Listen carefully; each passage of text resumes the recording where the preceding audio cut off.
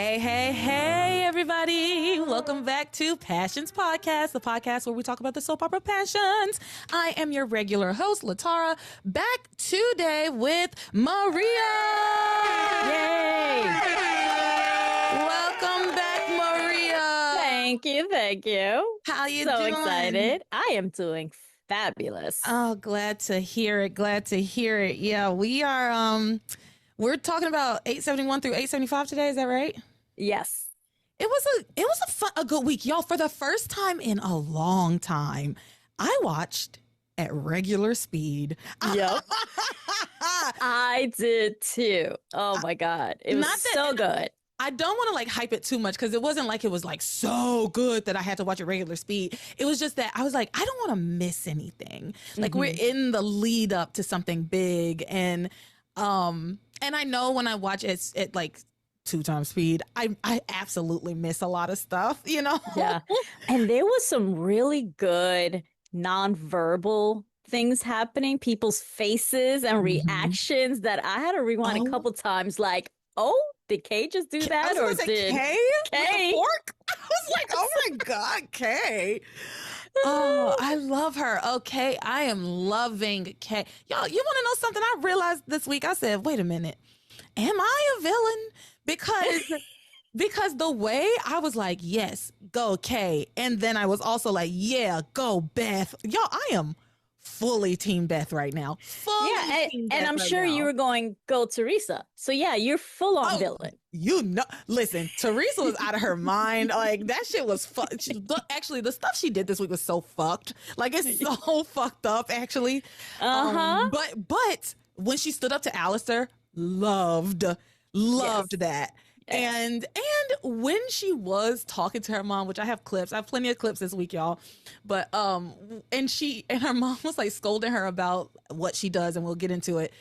I was taken in a bit by her silly justifications.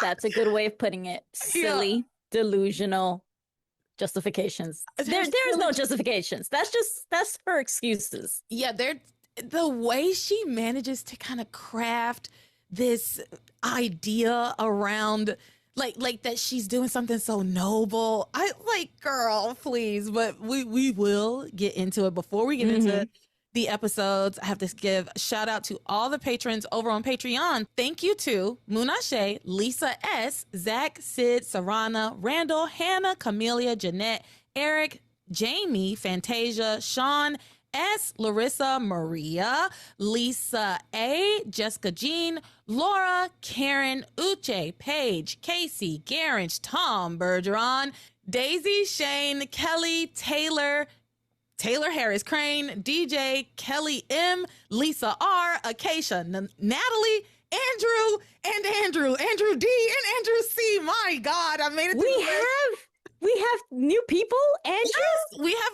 Didn't I say that the last time, Andrew? I don't remember. I have two new ones since this month. I think so. Andrew D and Andrew C, both of which joined. Andrew D has been a long time fan of the show, and I think I said he reaches out on Instagram sometimes, but I'm rarely on Instagram. Like I'll post and then I don't engage as much. I know I need to be better. Everybody can just like throw tomatoes at me, but tomato soup cake.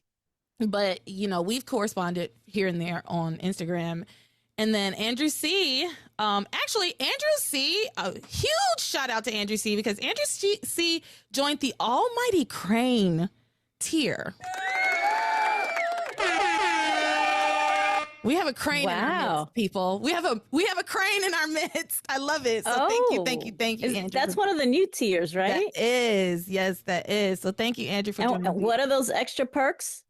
He's going to be able to get on the show, and he's going to get a couple of free pieces of merch. So I'm going to be sending those out soon. Yes, a couple. I might want to be a crane.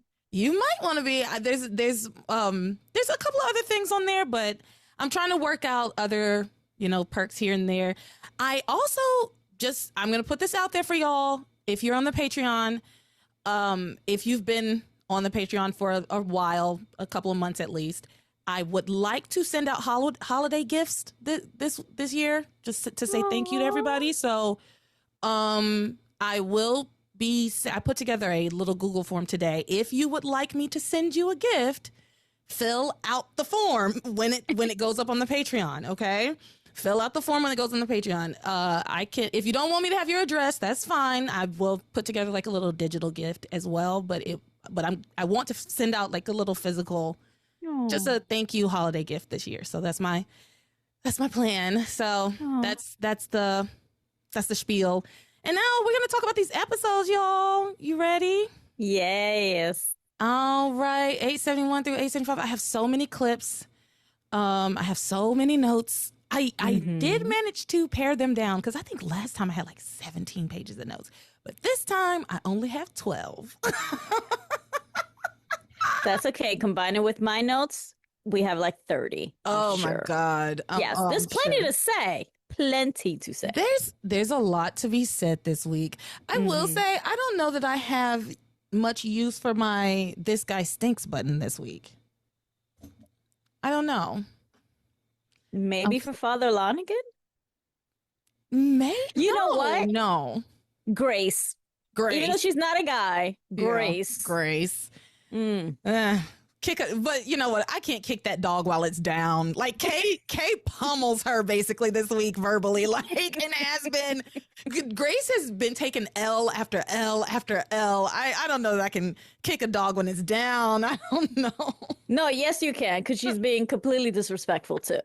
And I'll get to it when we get there. She's trifling. I'm sick of her.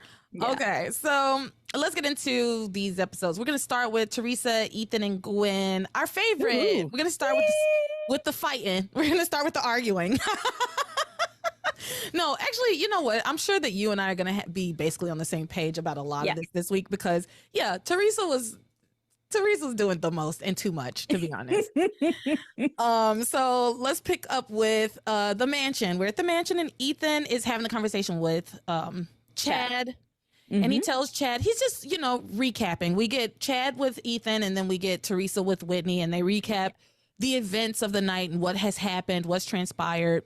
And Ethan tells Chad that Gwen is pregnant with his child and he's going to be marrying her and his relationship with Theresa is over forever. And Chad questions Ethan's choice. So actually, this is going to be the first couple of the day. Before that, he questions the baby's paternity. He does, and I'm like, Chad, who the fuck are you? Excuse me, because I'm going to start cursing early. What the fuck is wrong with you? You knew damn well Ethan and Gwen were together way before he was going to propose to Theresa. Yeah, we're in the solarium talking about it where he's trying to tell you, I'm marrying Gwen, I'm marrying Gwen. Obviously, they were sleeping together, and now you're going to actually question who's the father of the baby? Get out of here. Okay. I don't want to hear it. I agree with you 100%. Yes, you're absolutely right. He was like, and the baby's yours?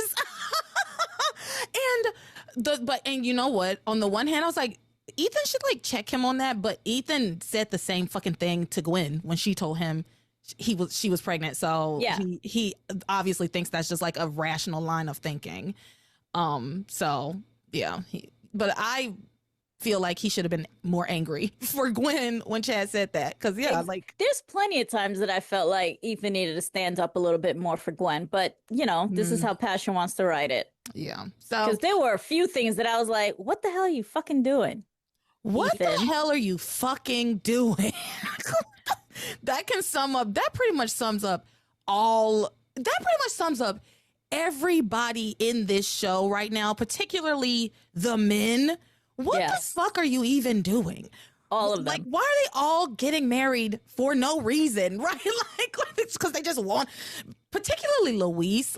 Baby, what are you doing, honey? What the fuck are you even doing? Well, we're gonna get into it, but for me, I feel like he's almost more doing it just to stick it to Sheridan. Yep.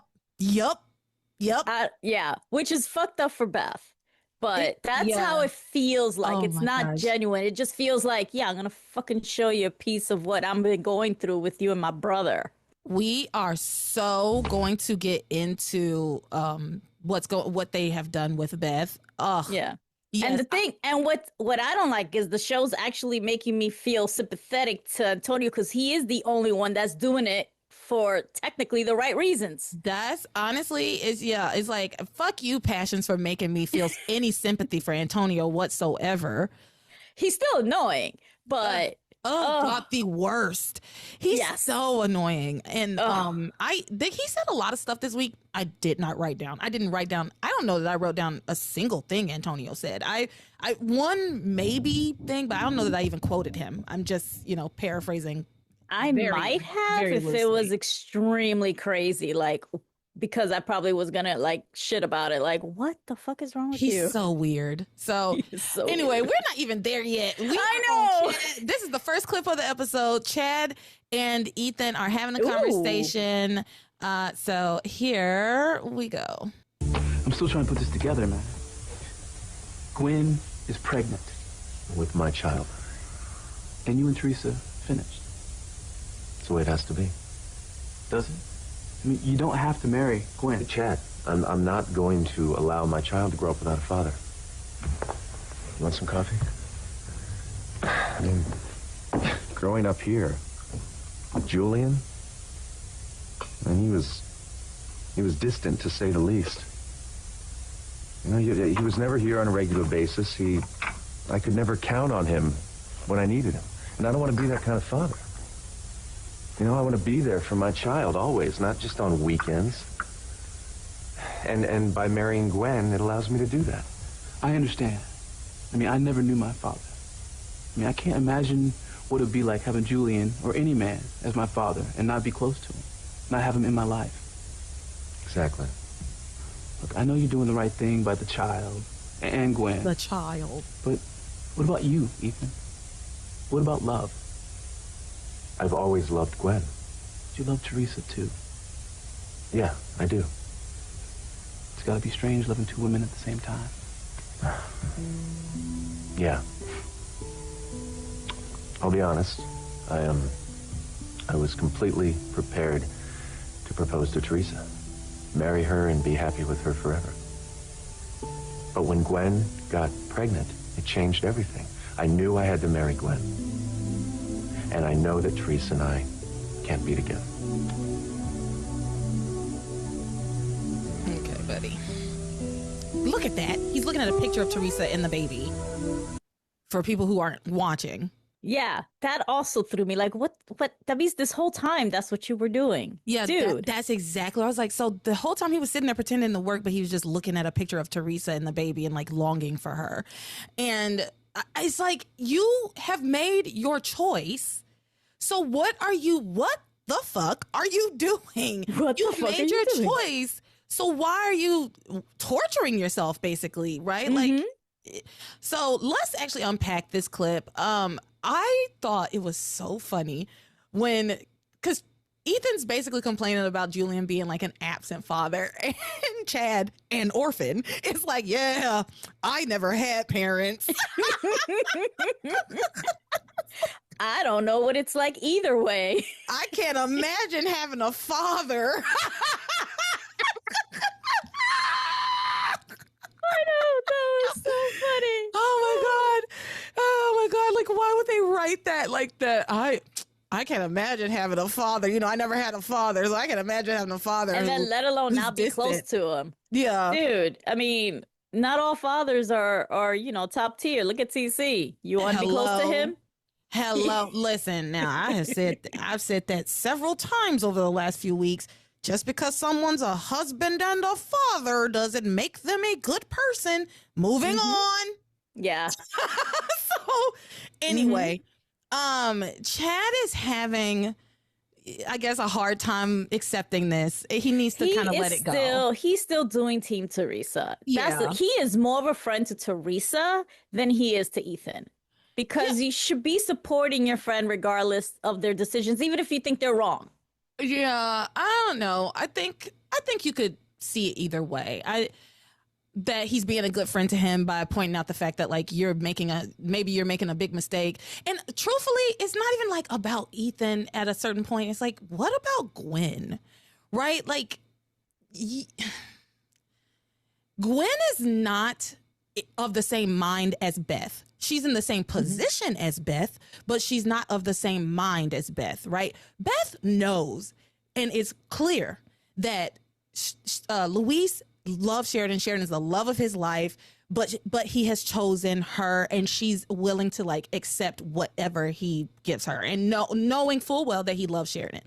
Yeah. Gwen believes, or at least wants to believe, that Ethan is, yes, he loves Theresa, but he loves her more, right? But he's saying as such. Correct. All these other conversations are never in her presence. So from her perspective, he is doting and devoting and loving and all the things that she's looking for. I want to be clear. And that's actually no shade to Gwen at all. I just want to be clear. That's where her mind's at, right? So when I connect that to this scene and what Chad is kind of saying, I say, yeah, what about Gwen? Like he's saying like, what about you? What about love? But what about Gwen? She doesn't realize necessarily that you clearly love Theresa more than her. I mean, she should know it.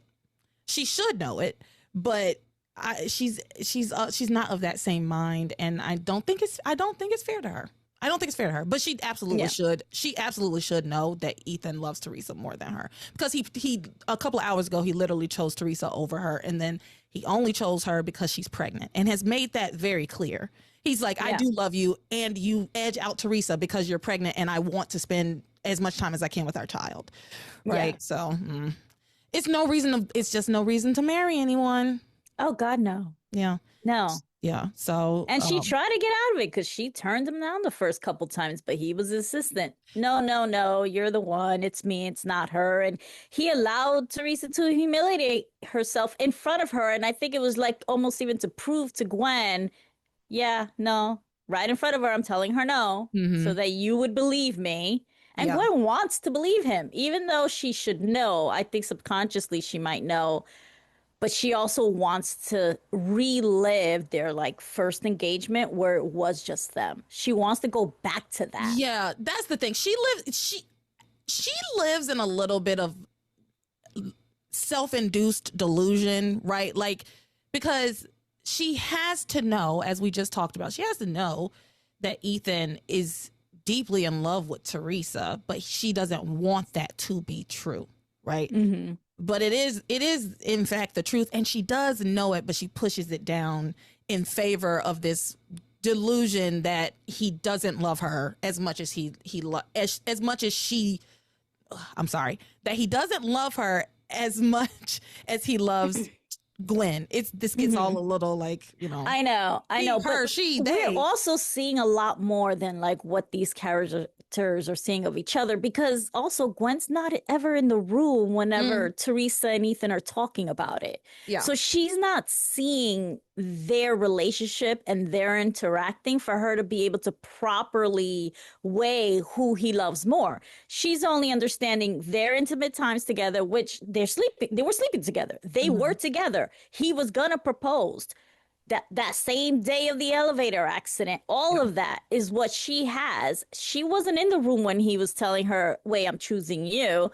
All she just knows is that, oh, he chose her, but like didn't partake in that conversation. Like she doesn't see any of that. And then when they're all together, all three of them, especially now, it's all about, no, I love Gwen, Theresa. I don't love you anymore. You make a good point. She doesn't see a lot of what happens between Theresa and Ethan. She doesn't see. Yeah, you make a point there. So, going on, Chad eventually accepts this. He says he understands, and you know, he's like, well, whatever you think is right. You know, I don't know, man. I'm sure you're in a tough position, basically. So meanwhile, Theresa's having a conversation with Whitney. And she brings up the speed and just tells her what happened. And Whitney's like, well, why are you in such a good mood? Like, what? That sounds horrible. You know, she's pregnant. You're not getting married. None of this is happening. And Theresa basically tells her, no, it doesn't matter. Ethan will be mine. And she encourages Whitney, because Whitney feels like now that she's lost this tennis match, Whitney feels like, you know, I'm going to lose Chad forever, and I'm going to ruin my tennis career. And Theresa says, Whit, you've got to start thinking more positively. If you do that, you can have anything you want. You can have the man of your dreams, the career, the children, all of it. She sounds like a motivational speaker, like a grifter that goes to like airport hotels and rents out the convention room or whatever. You can do it, and you can do it. All you have to do is pay me 5 installments of $59.99, and you and too all can this change could be your life. you. Yes, all of this could be yours. Then Whitney, and I think it's because they both want to make it seem like their situations are so similar. So that, like, if Theresa makes it, then Whitney makes it, and vice versa. Like, there's like comparing each other. They've connected the success of their relationships to one another. So like, if your relationship succeeds, then my relationship will succeed. And I feel like that's more so on Whitney's side, right? Like, she looks to Theresa and she's like, well, if Theresa can manage to get Ethan, then surely I can manage to bag this orphan, right? Like, who actually does want me over my sister. Right. Like, so she does make that connection to and Chad does it too. I think that's another reason why he's pushing for Ethan and Theresa, because he also is equating it to his relationship with Whitney. I think with Chad, there's another layer wherein we've talked about the fact that Chad and Theresa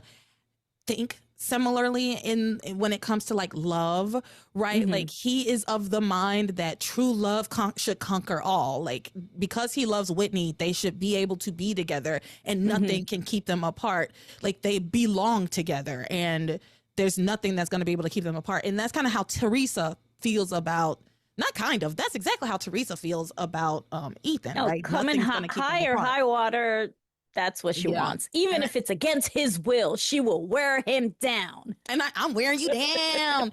I also think that the other layer for Chad is that Theresa is Whitney's best friend, and Ethan is his best friend. And I think he just would prefer to spend couples days with, or, couples dates and things like that with Ethan and Theresa over Ethan and Gwen, right? Yeah, I think that's part of it too. He wants his couple friend. Exactly. He wants his double wedding.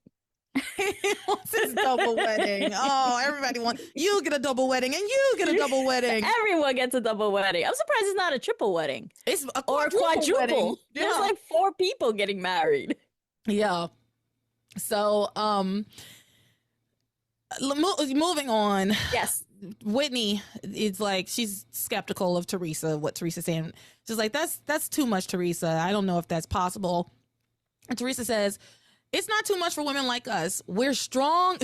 We're strong, and we go after what we want. I will have Ethan, my career, and more beautiful children the same way you will have Chad and a professional tennis career and raise a wonderful family. Just sign on the dotted line, right? Like, she's just like selling her this like timeshare of a dream. Yeah. I take Venmo, Cash App, Zelle. It's just so funny to me. She's like a used car salesman. Yeah. Or MLM.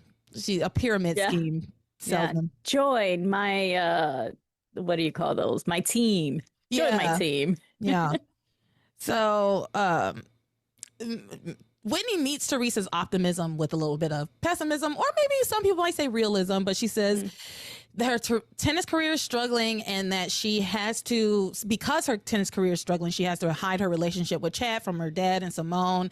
And she feels like, you're saying I could have everything, but right now it seems like I'm going to end up with nothing at all.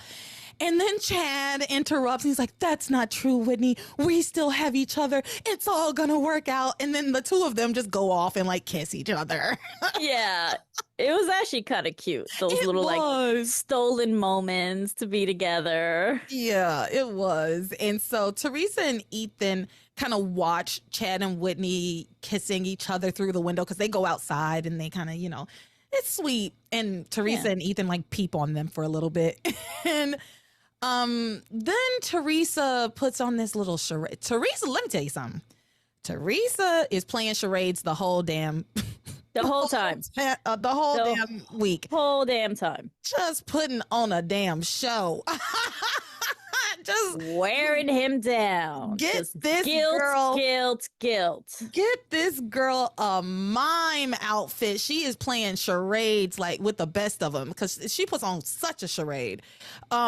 She tells Ethan. At first, she's like, yeah, I'm not going to lie to you, Ethan. I am hurt, but I accept your decision. And I've got to get on with my life, right? Girl, please. I've got to get on with my life. Well, you know what? And that's the thing. That is the sound that I was looking for. So y'all, I know I said this before, but I have the Maury Povich, like the lie detector determined that was a lie. And I wanted to add it to the soundboard because there's so many lies. Oh, I couldn't God, find yeah. the sound. I couldn't find the sound. But anyway, damn. Anyway. That's okay. You could just say it. I keep tripping over it. It's a tongue twister. The lie detector determined. The lie detector determined. That was a lie. Yeah. So yeah, she says she's got to move on with her life, and Ethan's like, "You're gonna find someone else, someone better, someone great, someone who's perfect for you." And she says that he's the only one for her, and that it's gonna, maybe things will turn out like they did in our green fog vision. Oh my God. I don't even understand how you're living up to that. He died in it.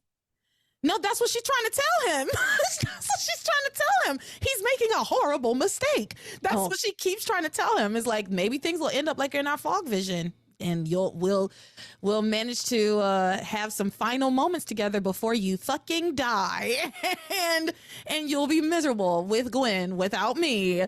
Whatever. Yeah, and you're also a maid. What happened to the Crane billions? Why are you a maid in that damn mansion? Well, and why are you still hanging around him? It just kind of shows that you're still going to be stalkerish even after. Who knows? Who knows why it would be like that? I don't know what twists and turns may happen that puts Theresa back into the poorhouse. So yeah, she says maybe it'll be like her green fog vision, and he says, well, that was just a fantasy. And Theresa says, that's all I have now, Ethan. Oh, Jesus Christ. That's all I have. He should have told her, go find Chuck. Girl. The heir. Go find Chuck. Chuck. Well, yeah, whatever happened to your boyfriend, Chuck? So Ethan is headed out at this point. He's leaving to meet up with Gwen. He says he has an appointment with Gwen. I can't remember what they were doing. Do you remember at the doctor. They went to doctor's see, appointment. Yeah. He has a doctor's appointment with Gwen. And then after that, he has an appointment with a headhunter. And he tells Theresa this information. And she says, oh, a headhunter, what are you looking for? You looking for a job? And he's like, which girl, of course. Yeah. And he's like, yeah, with the baby coming, money's important. I need to find work really, really quickly. And so she offers him a job, which I think this is the second or third time she's offered him a job. But of course, she wants him near her. She offers him a 24/7. job. Yeah, she offers him a job at Crane. He declines. She says, "Oh yeah, I know that.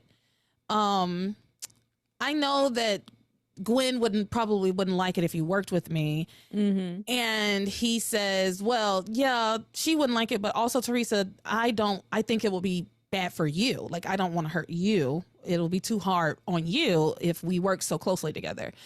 So then he leaves, and when he walks out, she goes, "I won't let you walk out of my life that easily, Ethan. I will convince you to come back to me. I know I will." Yeah, exactly. And psycho noise. Can we circle back to the promise to God? Because even with her loophole, she's breaking her own rules. True. Because now this is not what Ethan wants. So leave him alone.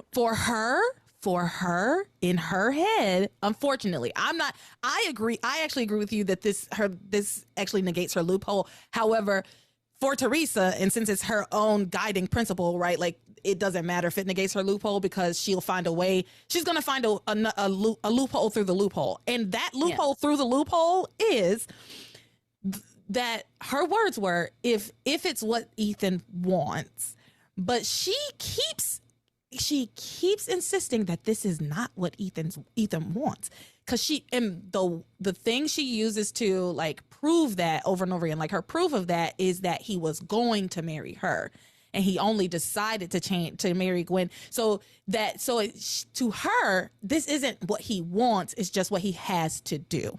I'm not saying that's necessarily right or true or what have you, but that's how she's thinking about it. I think for her promise to God still stands. I think it does. I didn't even think it stood the first time. I know you didn't, but you know, because before he was only gonna marry her for like 30 minutes. He bought a ring for Gwen. He was gonna propose to her. He told her to her face in the hospital, "This is for Gwen." Like, he's been wanting to be with Gwen the whole time. He only chose you for 30 minutes, and that's because he believed some stupid little lie, not lie, but like, oh, you confessed that you knew that they weren't engaged. What? But see, Maria, that's the thing. That's all it took for Ethan to change his mind. And fucking Gwen said it's small, also, it's little. And then he turned around and still married Gwen because why? They were sleeping together. They were already together. They were together. Yes. I don't have any rebuttals. I'm just saying. No, I know. I'm just saying, this is me rebutting Theresa, wanting to just try to get through her, but nothing's going to get through to her, so it wouldn't matter. No, nothing's going to get through to Theresa. And save your ire for later, because it gets worse. Oh my God. It gets so much worse. Yes. So Ethan goes over to Eve's office, and Eve confirms, you got that right. This eggo's prego, because Gwen went in to do a blood test because home pregnancy test might not be completely accurate. And so I love how she actually said, sorry to cut you off, Gwen used a really good one and it was accurate. Wasn't it Eve that sent over the test? It was Eve that sent over the test. It was Eve that sent over the test. But like she said, it's like, that was just I wanted to see at that moment. And then we bring you in for a blood test to like make sure 100%. Yeah.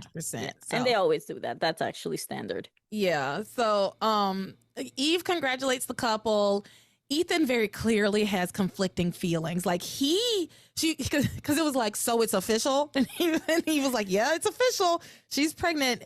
And so, yes, I think he's definitely excited about having the baby, but he didn't realize that there was maybe a chance that Gwen wasn't pregnant. So you could see on his face that he thought maybe there's a tiny chance she's not pregnant, but she turned out to be pregnant, and he's happy, but it's bittersweet. You can see it on his face. Yeah. But he said in his like inner monologue, he's like, so it's official, me and Theresa are over. Yep, exactly. Dude, this is why I hate this man. Yeah, he's horrible. Oh, let's see. Oh, brother, this guy stinks. We figured it out. Oh, brother, this guy stinks. Yeah. He's got his inner monologue, and he's like, yeah, okay, well, I guess me and Theresa never will be together. So, the other one I was gonna do was Ethan is a scrub, but I didn't get to put that on there. Okay. Don't worry, there'll be plenty of moments. Well, this was a perfect moment for it, because Eve hands him some paperwork. He's like, all right. She's like, I've got some things to go over with mommy and daddy. You can fill out these forms. Ethan's like, I can do that. And he grabs the clipboard. He starts to fill it out. I'm sure he writes like E for his name. And then he quickly realizes, wait a minute, I don't have any medical insurance. Because he's a scrub. Ethan is a scrub. Scrubs, they can't get no love from me. He is such a scrub. He's like, oh, I don't have medical insurance. Oh, God, I don't have a job. Who paid for his bill when he was with the whole elevator shaft thing? The people. Yeah, I guess. Our tax dollars at work. You know what? I'll take it back. I'm sure Crane Industries decided to pay for everyone's medical insurance. They better have medical bills, because they don't want to get sued. Yeah, for sure. The Cranes had to cover that. Yeah. So, yeah, you know what? And especially since Julian was in the elevator, maybe he was like, yeah, everybody's covered today. Yeah, we're good. But yeah, he doesn't have medical insurance, and he's like, yeah, I don't have a job. I have no job to support my new family. And he's starting to feel very inadequate, right? Mm-hmm. Because he is inadequate. Yes. And how about not marrying anyone? Not Theresa, who has a baby. How are you going to support her? You were going to live off her, right? Exactly. actually put a pin in you were going to live off her. Put a pin in it. Yes. Because I know I jumped ahead like 3 lines. But because like Ethan at one point finds a real estate brochure, it's like with the houses circled that Gwen had been looking at for a home for the two of them because they need a home. Yeah. And because she don't want to live in the mansion for good reason. Truly. He looks at this brochure and he's like, wow, some of these houses are really expensive, Gwen. And she's like, well, we need something big enough for the 3 of us. And I would love for us to have a backyard so we can have a dog and all of this stuff. And Ethan's like, well, I was thinking more like an apartment. And Gwen is like, an apartment? I don't know. I mean, we need space. Now, granted, plenty of people raised families in apartments. So, yes. But she's a socialite, rich girl. She's like, I don't have to live in an apartment. Why would I do that? And that's exactly what she says. She's like, with my trust fund, we could secure a mortgage. We'll be fine. And he's like, wait, your trust fund? That's your money. We can't use that. Yeah. Why? I don't get why? Ethan's like bravado here, his like pride. He said, he says that. She offers the trust fund, and at one point she's like, I have a great job. And so like she has plenty of money to like take care of them. And I will make this point a couple more times probably. But Ethan wanted to be with the baby so fucking bad. Be a stay-at-home dad. Yeah. Right? Like you are marrying Gwen specifically so that you could spend as much time as possible with your baby. Mm-hmm. Be a stay-at-home dad. Like she has the money. She has the job, at least for now, right? Until you can figure something else out. You don't have to be stressed the fuck out trying to take on all of these bills when you are unemployed and have been for quite some time. And you stopped her from going to New York to secure an even better job. Mm-hmm. So, he gets like all upset because he's looking through the brochures and she says, she doesn't want to live in an apartment and that they can use the trust fund. And he's like, I can't do this. And not that he couldn't. And so at first she thinks that he's like, are you saying that you don't want to marry me, Ethan? And he's like, no. I just don't want to use your money. I can't do that. I don't want to use your money to buy a house. And so she insists that, Ethan, I would live in a tent with you. But you don't need to. She has she has money. See, and this is another reason why he was pissing me off. Not a couple episodes ago, you were practically all over hugging and Theresa because she ate divorce papers so she can keep money to take care of herself. But you don't want to give props to Gwen for taking care of herself and wanting to take care of you, because if you were with Theresa, as I was going to say before, you were going to live off her. Yeah, he was going to live off of her for sure. As a matter of fact, he's been living off of her. Let's be clear. Well, her and Julian. Her and Julian, but also when he found out he was Crane, he was living off of her and Pilar and Luis. He was living at their house. Also true. Yeah, and had no money he's been living off of her for quite a while, actually. And actually, let me take that back, because when he was going to propose to her, she did give up all the money. How are you going to support each other? You weren't thinking about a job then. Yeah. So, and she has a child that you would have taken responsibility for, though she could have fought for child support, but she gave all that up too. Well, she gave up everything. But I think Ethan also, I will say, I feel like we've kind of diverged a little bit, because Ethan does say to Gwen, I was thinking more of an apartment. So in his mind, I think Theresa obviously would have had zero problem getting an apartment with him, right? And there wouldn't have even been a question or a conversation about it.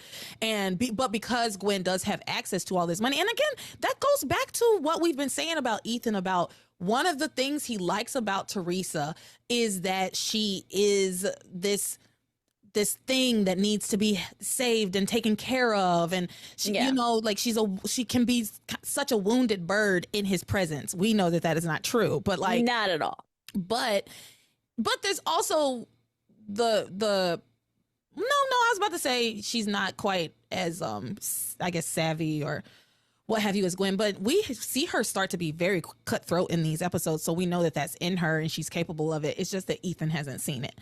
And he would completely be mad and upset if he did see it, because this is the exact same reason why he broke up with her the first time. Yeah. So anyway, Ethan reaffirms his commitment to Gwen. He's like, I'm going to marry you. And I'm meeting with the top headhunter today, Darren Eubanks, and I'm going to get a job. And I feel very confident about it. I'll be able to take care of you. I'm going to do what I have to do to take care of you and the baby.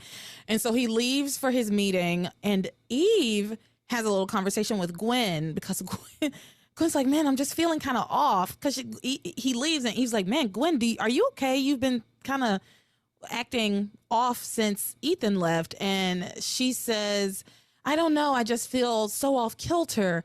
I don't know why. I mean, all of my dreams are coming true. Ethan and I are finally getting married. We're having a baby. And yet and so Eve is like, oh, is this about Ethan's job search? I'm sure everything will be fine. You know, he'll be able to, he's a top lawyer who graduated from the top law school.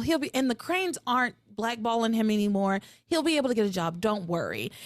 At one point, what's her name? Eve is like, men are very prideful. Like he wants to be the one to be the breadwinner. And her mom says the same thing to her. They get on my nerves with that. I know we're like 20 something years past this now. So it's like, I'm looking at this through my 2025 lenses, but even in 2002, I think as a 14-year-old or however old I was, I think but I also grew up in a different kind of situation. So yes, one of my core values, and maybe that's why I also rail against Ethan so much. One of my core values is that people should not get married just because they're having kids, and they should never, quote, stay married for the kids, because I grew up in a home where the parents were staying married for the kids, and it was very bad for the kids, right? Yeah. Like, it was not good for us. Yeah. No, it's not good. It's not good, because you're not giving them a good example of what it could be like. Not only you're not giving them a good example, you're not providing a safe environment for them. Also it's not an emotionally safe environment for children to be in. So, and I'm not gonna whatever. Yeah. Going on. Yeah. All I can say is that since Passions again is a soap opera, and soap operas tend to be very kind of conservative, right? These are sort of the morals. You know, not to say that they're all conservative morals, but like this is sort of the line of thinking. Yeah, they're banging us over the head with this morality hammer for sure. Yeah, for sure. Okay, so where was I? Oh, Eve. They're having this conversation, Gwen and Eve, and Eve tells her everything's gonna be fine. Ethan's gonna be able to find his job. I did think it was funny that Gwen was like, all my dreams are coming true. This is I think what she was like probably more talking about was, you know, winning and getting Ethan. Yeah, it's one of those like, be careful what you wish for moments, I feel like. Yeah, exactly. Pregnant with this scrub man's baby. He in love with another woman. And all your dreams are coming true. This is actually my nightmare. I think that's why I was like, God, all your dreams, because that is my nightmare. Ugh. Anyway, moving on. Yeah. Meanwhile, we have to talk about Theresa. Oh. Meanwhile, at Crane Industries, Alistair berates Theresa about the elevators. Damn it, Theresa, you've only been a Crane for a few months, and now you want to waste a fortune remodeling a couple of elevators? What kind of executive are you? And Theresa very boldly stands up to Alistair, and I really enjoyed this. So I have clips of this. Good. I actually enjoyed Theresa in this. Yeah, I love Theresa being like a boss. I'm enjoying that. Even the portions where she's not doing, like, she's just become such a Crane. She took to it like a fish to water. She took to being a Crane like a fish to water. And I think she and like Julian, if she wasn't so, I'm not saying that the whole stuff with her and Julian is right, whatever, but I do think that they could have worked very well together, because she is a Crane. Yeah, this is what she always wanted. She wanted to be a Crane. She wanted to marry Ethan because he was Ethan Crane at the time and be this. This is what she wanted: the money, the power, the status. I think it's the power more than anything else. It's the power that she loves, and she is wielding her power like a fucking Crane. Yes. So well in these episodes. I'm not saying it's right. I'm just impressed. No, and it's not right. And she knows it's not right because this is the same thing that she says about Ivy and Rebecca and Julian. Like, you're literally being hypocritical right now. She's turned into one of them. She has turned into one of them. So, all right, we're going to get into this clip. Here we go. You asked me a question before. You asked me what kind of an executive I am. Well, I will tell you exactly what kind. Yeah, stand up. I'm an executive that will not allow you to embarrass me in front of my assistant. If you want to yell at me, you will do it in private. I will yell any place I am also the kind of executive that puts this company first, that will protect Crane Industries no matter what. Which is why I'm remodeling the elevators. Not to have everyone ooh and ah over the decor, but to make sure that people are safe. When that fiasco happened in car number 3 with Whitney and Julian, we were lucky to come out of it without a lawsuit. That could have cost Crane Industries millions. And one lawsuit can breed others. Our competitors would begin to think that we were vulnerable, and they would pile on. And before long, the Crane insurance companies could go belly up because of all the legal fees and payouts. And I'm not even taking into account what could have happened if we were found to have broken any government regulation. She's not wrong. I know that we control many regulatory officials. But what if we run into someone with a vendetta against the Cranes? Or, God forbid, an official who is actually honest? Dad can't take that chance. The safest, most efficient thing to do is to head off disaster before it happens. Protect the Crane name and family. Okay, girl. That's the kind of executive I am, Mr. Crane. But if you don't want me working here, fine. Fire me. Brava, Theresa. Brava. And Maria for the ages. Brilliant. You mean you're not going to fire me? Quite the contrary. I'm giving you a raise. You're exactly right about the elevators, and you wouldn't let me intimidate you. You defended your position, dug your heels in, and toughed it out. That's exactly what I wanted my executives. Well, that's one thing I know about, being tough. How else can you get what you want out of life? You've got to be tough. So tough you feel like you could come after my job. Your job?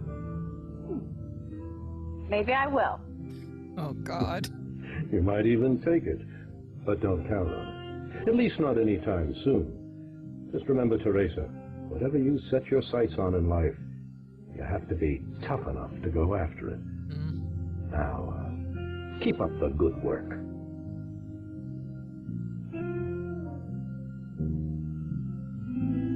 And like Alistair obviously knows exactly what she's doing there, right? Like,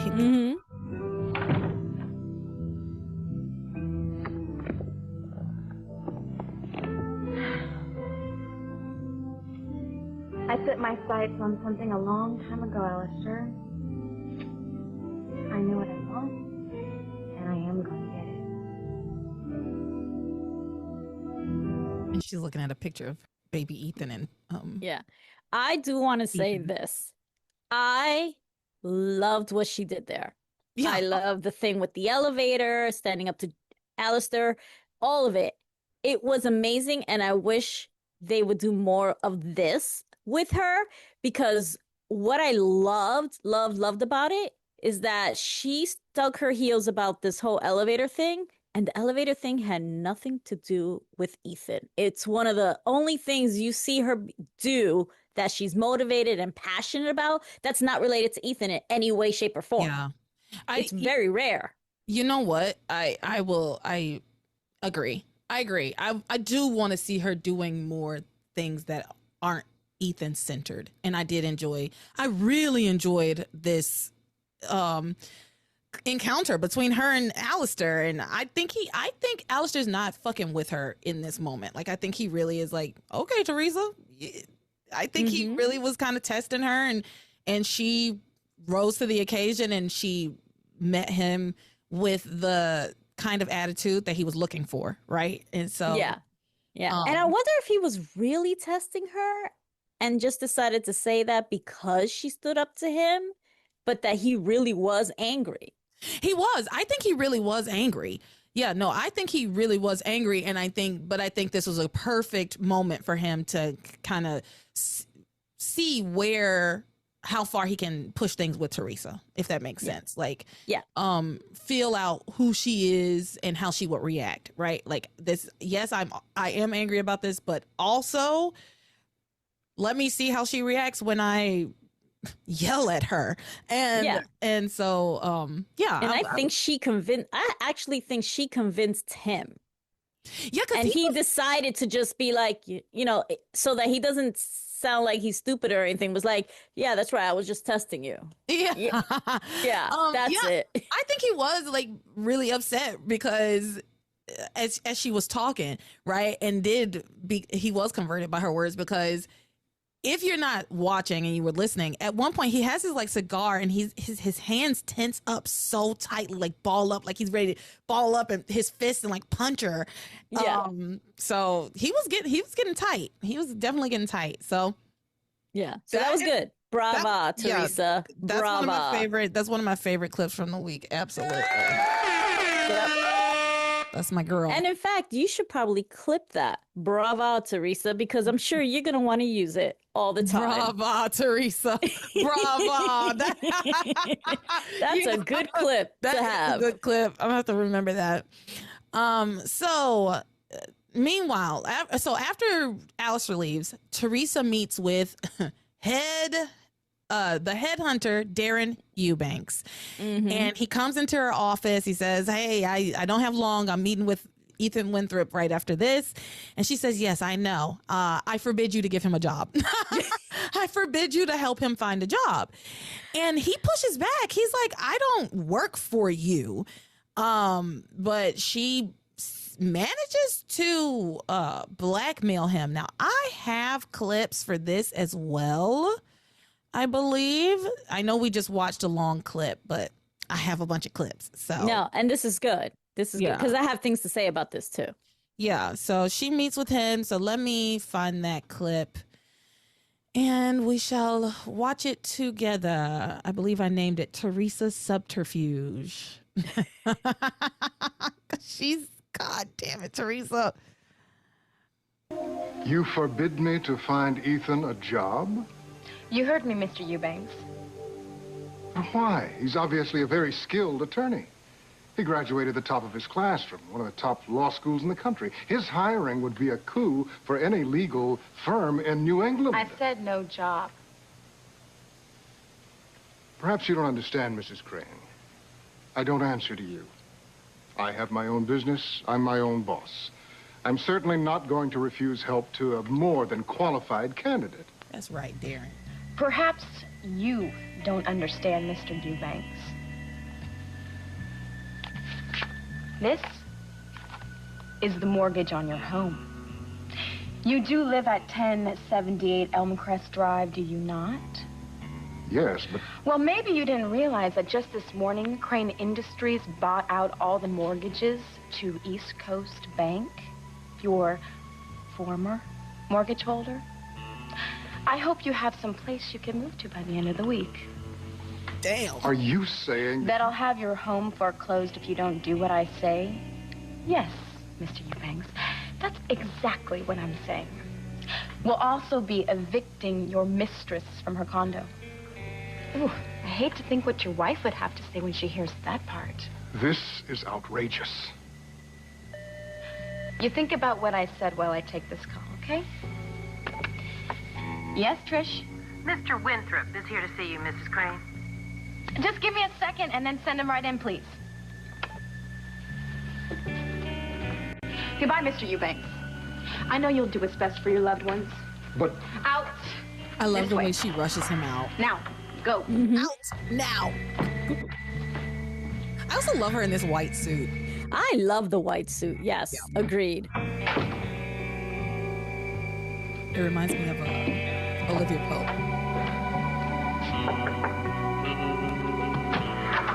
Ethan, please come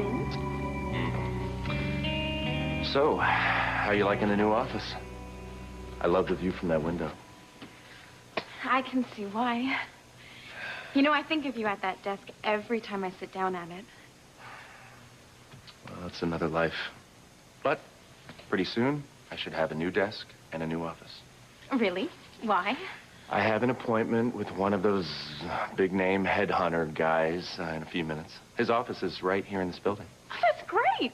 Yeah, I feel good about She's a psycho. Oh, so do I. I just know you're going to end up with the job of your dreams. Liar. She's such a psycho.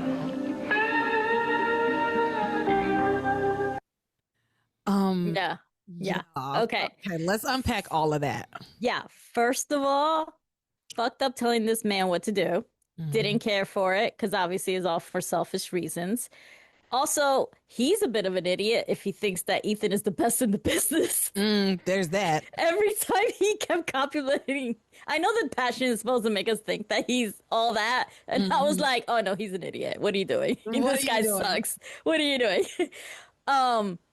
But I also want to point out that is not how mortgages work. No.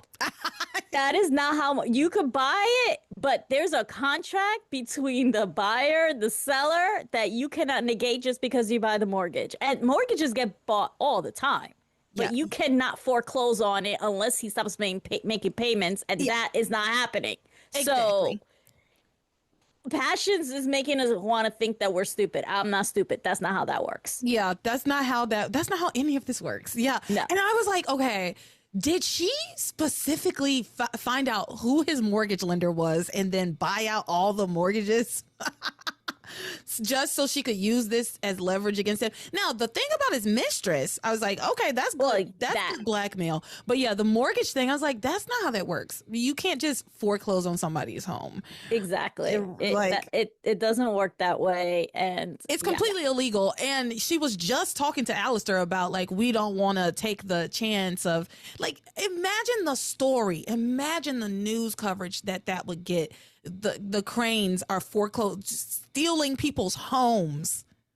Stealing people's homes. Yeah, no. Please. Yeah, there's other ways of being able to, close his house just by rezoning or something like that. But yeah, that's not how that works. And also, she just found out he had a headhunter. How fast is this woman working? Well, that's the thing. Get this done.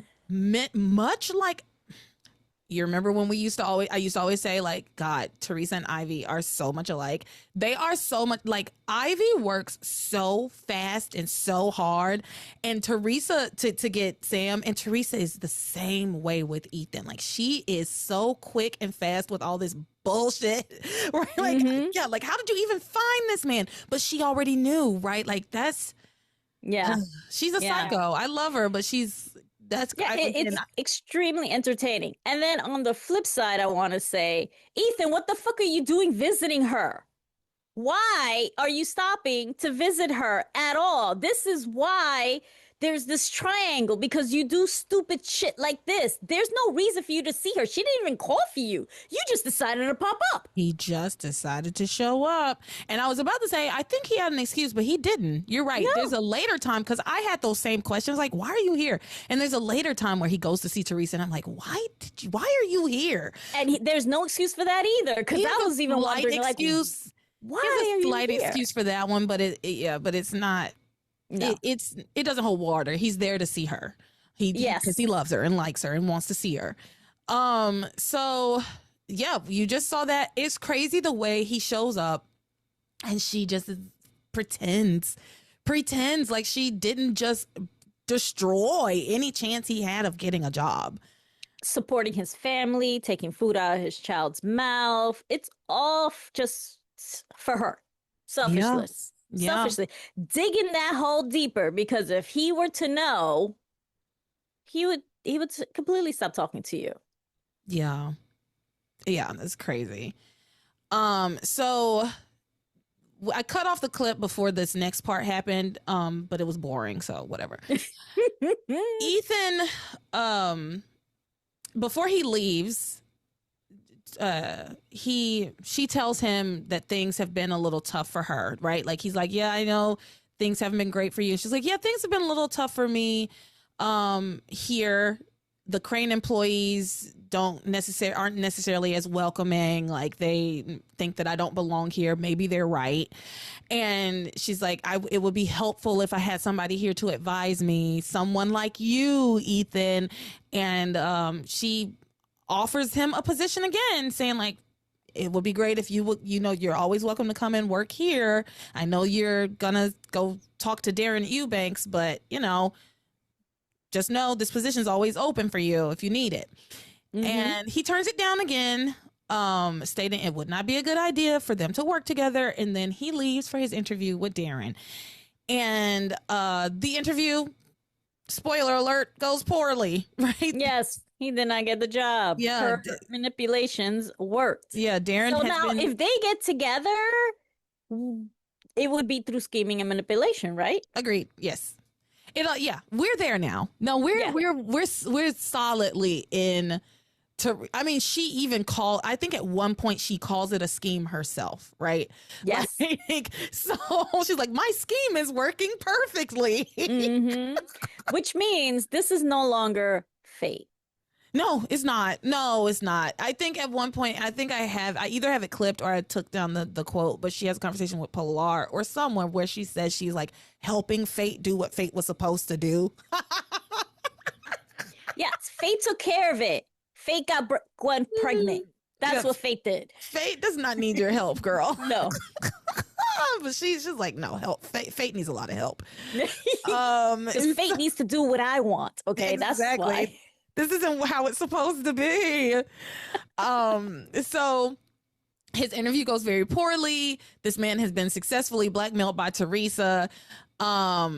He says, I'm sorry, I had a position for you earlier, but it's been taken and I don't have anything for you right now. Ethan is begging this man, like, please, I have a child on the way. I really need a job. I'll take anything.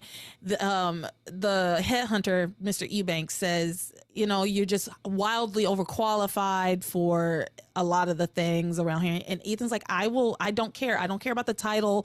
I just need a job. I'm even flexible. I'm flexible on the salary. Mm-hmm.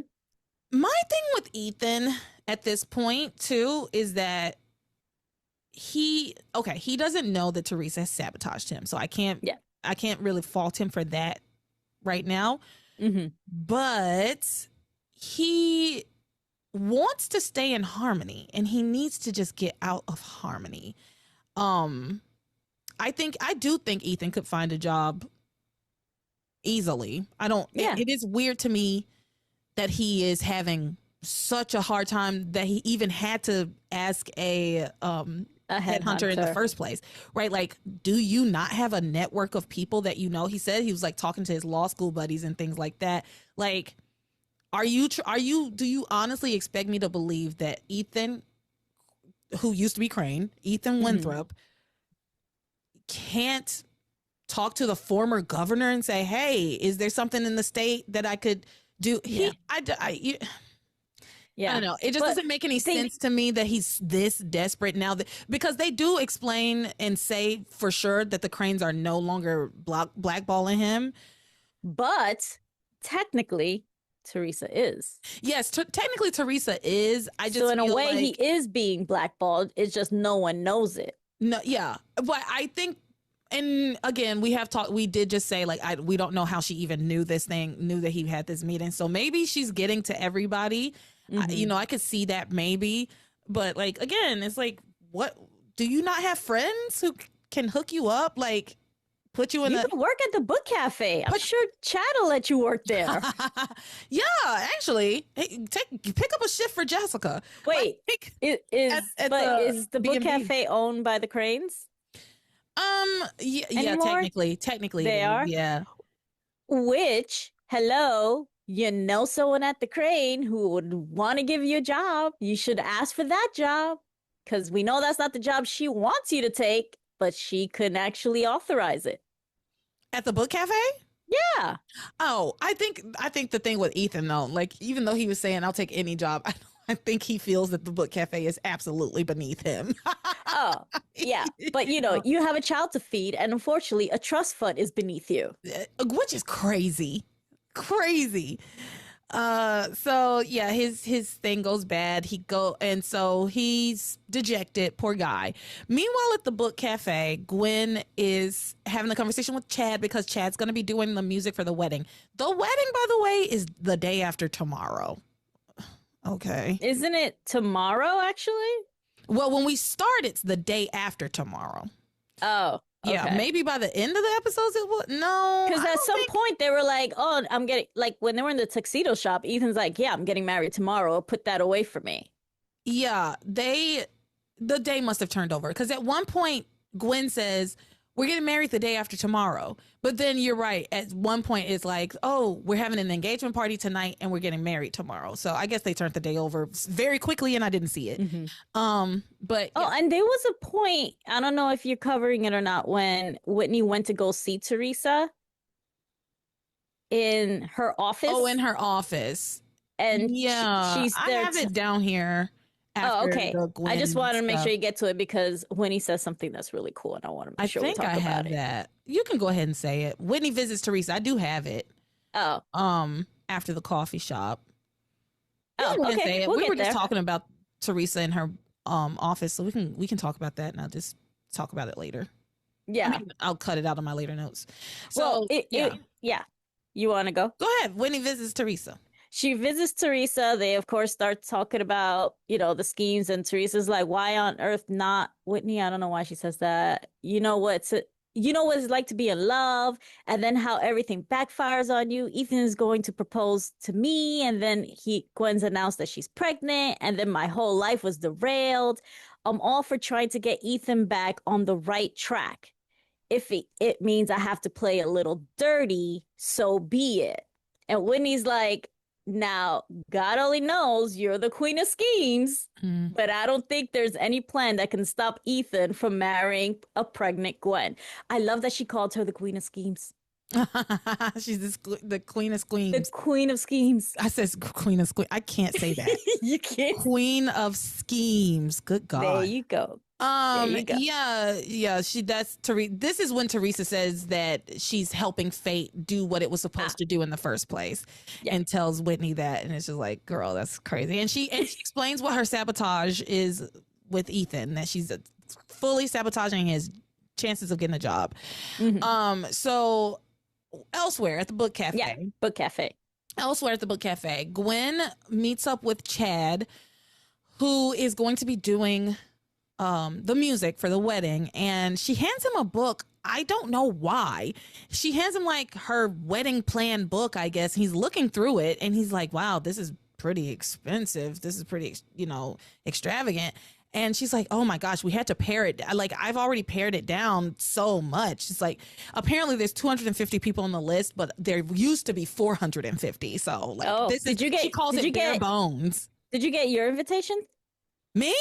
Yeah. Mine got lost in the mail. Really? I got mine. Let's see it. I got my invitation, and I'll send you a picture so that you can properly show people. But I have an actual invitation.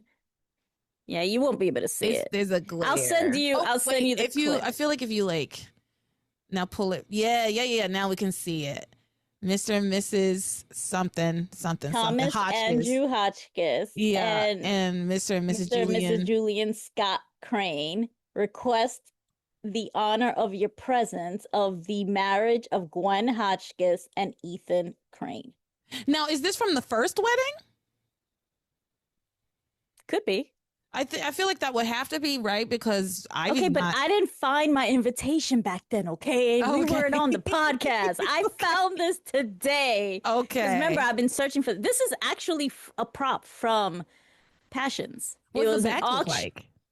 It's blank. Oh, it has like an embroidery. It's really pretty. Oh, okay. Yeah. That's so cool. Yeah. After Passions, ended, they did like an auction for charity. And of course, I was able to get an invitation to Gwen and Ethan's wedding because no one was, auctioning and betting on it. So of course I got it. Yeah. Yeah.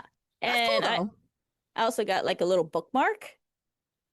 Oh, I see. Passion. That's metal. That says passion. So this is some of my memorabilia, which I'm really proud of having Ethan and Gwen's wedding invitation. So I got my invite. I don't know what happened with Mine yours, got lost sorry. in the mail. They said she's a hater. She can't come. Exactly. I got chopped along with Buffy and them. Right, like Buffy. That's right. I got chopped. And so Gwen is very excited about this wedding, and Ethan shows up. He's kind of dejected. Gwen is all excited, and Ethan reveals that he didn't get a job. Right, like that the meeting didn't go well and it didn't work out. And then he looks at this book and he's like, "Gwen, this is so extravagant. Like, this is so much money. I can't afford this." And she says, "Don't worry. Don't make a problem where there is none. My father's going to pay for it." Which, you know what? When she said that, I was like, yeah, I mean, Gwen is finally getting married, and it's in really shit, in my opinion, shitty circumstances. She deserves to have a nice wedding at least. Right. Yeah. And if her dad's willing to pay for it, let him pay for it. And that's like, exactly. Passions is so traditional anyway. Isn't that like the tradition is that the bride's family pays for the wedding? So exactly. But and Ivy will make sure Julian spends money, and Rebecca will make sure that Julian spends money on this wedding. Like, money should not have been an issue for the wedding. Him wanting to take care of his family, that's a whole other storyline. But for the wedding, dude, sit the fuck down. Let her have her wedding. But he's uncomfortable with it. But he goes along with it because what can he do at this point? Then move out of Theresa's house if you don't want to live off anybody. But he is obviously uncomfortable with the cost of the wedding, how the wedding is getting paid for. But again, she hugs him. She's happy. She's like, "You're not gonna yuck my yum today," basically. Exactly. She tells him, "Honey, don't make a problem where there isn't one." And then she's like, "Oh, more wedding planning to do. Gotta go." And she leaves and bops out. And Gwen is on cloud 9. I want to be clear. And I want her to enjoy it. She's not because she's marrying a douche, but at least enjoy your wedding. At least enjoy your wedding. Like, this is what she wants. That's the thing that I have to remember. This is what she wants. And she's getting what she wants. It's what she's wanted since college, since they were dating the first time. And since she thinks that Theresa manipulated, lied, schemed to get him, she doesn't validate their relationship because she feels like Theresa got him through dishonest means. Yeah, Gwen and Theresa both are doing a thing, and Gwen has done more of it than Theresa has at this point, that many, many, many women do and have done, myself included, where we waste our youth on a man who is not worthy of it, right? Like, we waste so many years on a man thinking that it's going to, like, this is what we're supposed to do, and but I hate to see it happen. I warn young women all the time, don't waste your 20s on a man, baby. Don't do it. Don't do it. Yeah. Don't do it. Agreed. Don't waste your 20s on a man. But these women are, I mean, Gwen's already wasted like her teens and her 20s on him. Theresa's on track to do the same fucking thing. Well, she obsessed about him since being a teenager, so she gave no other guy a chance because even she gave no one a chance, even though they might have been interested, because she had a fantasy that she was gonna meet Ethan and marry him. It wasn't even a guy she was with, and she's pushing away all other men or boys. Yeah.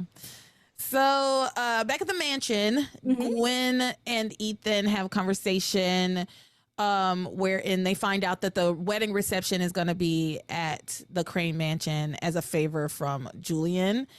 Ethan is hesitant. He says, "Well, this is Theresa's home." And I actually applaud him for that, because I've said that. I think I wrote in my notes, because he says I wrote, "Ethan is hesitant, not wanting to hurt Theresa further, saying this is Theresa's home." And then I wrote in my notes, "I'm going to say something I never say. Excellent point, Ethan." Excellent point, point, Ethan. This is Teresa's Exactly. home. Like, why would you Yes. be getting married here? And it's just a way, to me, it's just a way to twist the knife, right? Like, they could absolutely get married elsewhere, considering they have so much money at their disposal, particularly since Gwen is an heiress and her father has agreed to pay for this wedding. And yes, she says like, oh, the church was booked. Everything was booked. I don't know that everything was booked. Have a destination wedding. Go to Bermuda. Right? Like, go get married somewhere else, not in this mansion. Where, But remember, Ethan has no money. So where was he planning to get married? I want to know. in the mansion off of Theresa. But he even says we can't do it here. It's Teresa's house. No, that's what I'm saying. But when he was going to marry Theresa, he was going to marry her in the mansion. And I guess when he was going to marry Gwen, maybe he was going to do it somewhere else. Or, well, they probably would have ended up doing it here anyway. I mean, that's what has happened. So, but I mean, like now with this particular wedding, like we were just at the book cafe. She was telling him everything. And then when we get to the mansion, he's like, wait, we're doing it here? Where else were you thinking they were doing it? I think he probably assumed some other venue and just like, I'm not going to give Ethan shit on this because to me, it does not make sense for them to get married. I wouldn't have thought that they would get married at the mansion. You know what I mean? If I'm thinking about, oh yeah, I'm going to get married to this woman who is this other woman that I loved, arch nemesis, I'm going to marry in her house. No, you know? Yeah. But at the same time, Rebecca does live there. Ivy does live there. And it's not like Gwen and Ethan weren't there before Theresa even showed up. Right. It's one thing to be living there. It's another to tell me you were going to marry me and then 20 minutes later say you're going to marry somebody else and then marry them in my house. Like, she should put them out, but she's not going to. Anyway, Ethan, we then learned that the wedding is happening. This is what I wrote, the day after tomorrow. And Ethan tells Gwen that he has one job offer and it's in Alaska. It's with an oil company in Alaska, which will require him to be away for months at a time and blah, blah, blah. I have a clip of this we can watch because I didn't write down what he wrote.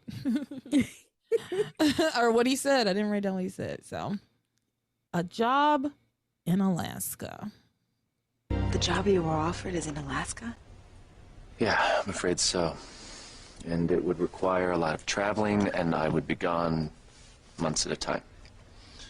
Well, let's not rush off and buy a team of Huskies yet, okay? I am sure you'll get another job offer, one much closer to home. Gwen, I've talked to everybody I know. There is nothing else out there. This is it. Ethan, let's not be rash, okay? Look, I have a great job, and with my trust fund, we will be just fine until something more suitable comes along for you. No. I need to support my family. Ethan, and you will, but Gwen, you told me that when we had children, you would want to quit your job and stay home with them. Well, I'm going to make sure that that happens. I am going to provide for my child and for you. You know, Ethan, I love you. And the thought of cuddling with you underneath a bearskin rug is definitely a turn on. But Alaska? I know moving out there is a lot to ask of you. And if you don't want to, I completely understand. But please, just think about it.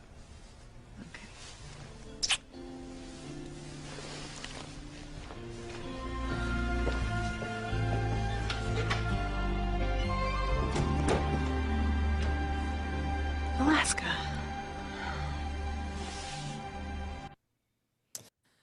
I must say, Liza looks gorgeous. She does look beautiful. She's a beautiful woman. I really like that her hair's like grown out a little bit more, and I like that. It was the hair I was looking at. I was like, gosh, she's really pretty. And it's always like there's like not a single flyaway. Like it's perfectly straight. Yeah. She's rich. She's rich and she looks it. So here's the thing. Ethan, I get it. This is not how you want your life to look, right? Like you want to be able to let her stay home and be with the baby and And you want to be able to support them. I get that. That's fine. But what she is saying is, I have a great job. I have a trust fund. We'll be fine. And like I said earlier, just be a stay-at-home dad for a while. Yeah. Just be like I said, you want to be with that baby so damn bad. Be with the baby. That's even better than you having a job because you're with the baby 24/7. You'll be there for all the milestones. Oh, every moment. You could be there for every moment, Ethan. Every feeding, middle of the night, every poop, every bath, every burp. Every single one. All of it. But like imagine having so much like pride that you're like, no, I have to take care of you. I have to be the provider for you. It's like, we're going to be in partnership. And the thing is, Gwen is saying to him, that doesn't matter. Obviously things have not worked out the exact way either of you wanted them to. Right? Like you have to make some changes. You're going to have to modify what you thought your lives were going to look like. Period. Like, just like you modified who you decided you were going to marry the first, right? Like y'all's lives, this already has not turned out the picture book, storybook way that you maybe wanted it to be, the way that Gwen wanted her life to be. So change. Make a change. But no, he's just gonna be an oil man in Alaska and traveling all the time. Which then also didn't make sense. Then why does if he's traveling all the time, then why do they even have to be in Alaska? That's exactly what I was like. Why would you need to be in Alaska if you're traveling for months out of the year anyway? Exactly. Just move to New York. And it was like a big oil company, and she was like, their headquarters are in Boston, and that's so great, that's so close by. And he was like, well, no, the job's not gonna be in Boston. She's like, oh, Oklahoma City or Austin. She said a few different cities that were like smaller. And he says no, but the thing is, it's like they have all of these different places, and you have to go to Alaska? Okay. All right, fine. So, we can keep going. Theresa, and no offense to the people that live in Alaska, because I'm sure it's lovely. I'm sure Alaska is lovely. Lots of people take cruises to Alaska. It's just that is a long way to go for a job. It is a long way, but later on, Rebecca always finds the silver lining. Gosh. She's like, oh, you could warm your bed with some of those hot lumberjacks up there. Theresa is on the phone, and she says that her scheme is working out perfectly, and that the headhunter didn't. My scheme is working. Scheme. Go the for it. Headhunter, he did what I wanted. He told Ethan that there are no jobs available for him in Harmony. Sooner or later, Ethan's going to have to take the position I offered him, working with me at Crane Industries. And until he gets the job, well, Ethan's pride will keep him from marrying Gwen. So I don't have to worry about Ethan's wedding anytime soon. All right? Thanks, Whit. Bye. Yep, that's exactly so what her happened. actual scheme is stall Ethan from marrying Gwen because she feels that he's just not even going to marry her until he has the job. Right, correct. So Theresa comes home to find her house is being used for this wedding, like unbeknownst to her. And she says, "You're using my house to celebrate Gwen's wedding to Ethan?" Mm-hmm. And they're like, yeah, we are. Yeah. Julian are. Graciously offered us the mansion for the reception. Isn't that wonderful, Theresa? And then Theresa puts on another act. She puts together a nice little performance and says she acts very generously to Rebecca and Julian, and she says, you have full use of the mansion, use the wine. How about we pull out the best wine we have, you order as much caviar as you like. And then she turns to her mother and she's like, and Mama, why does Pilar still work at this fucking house?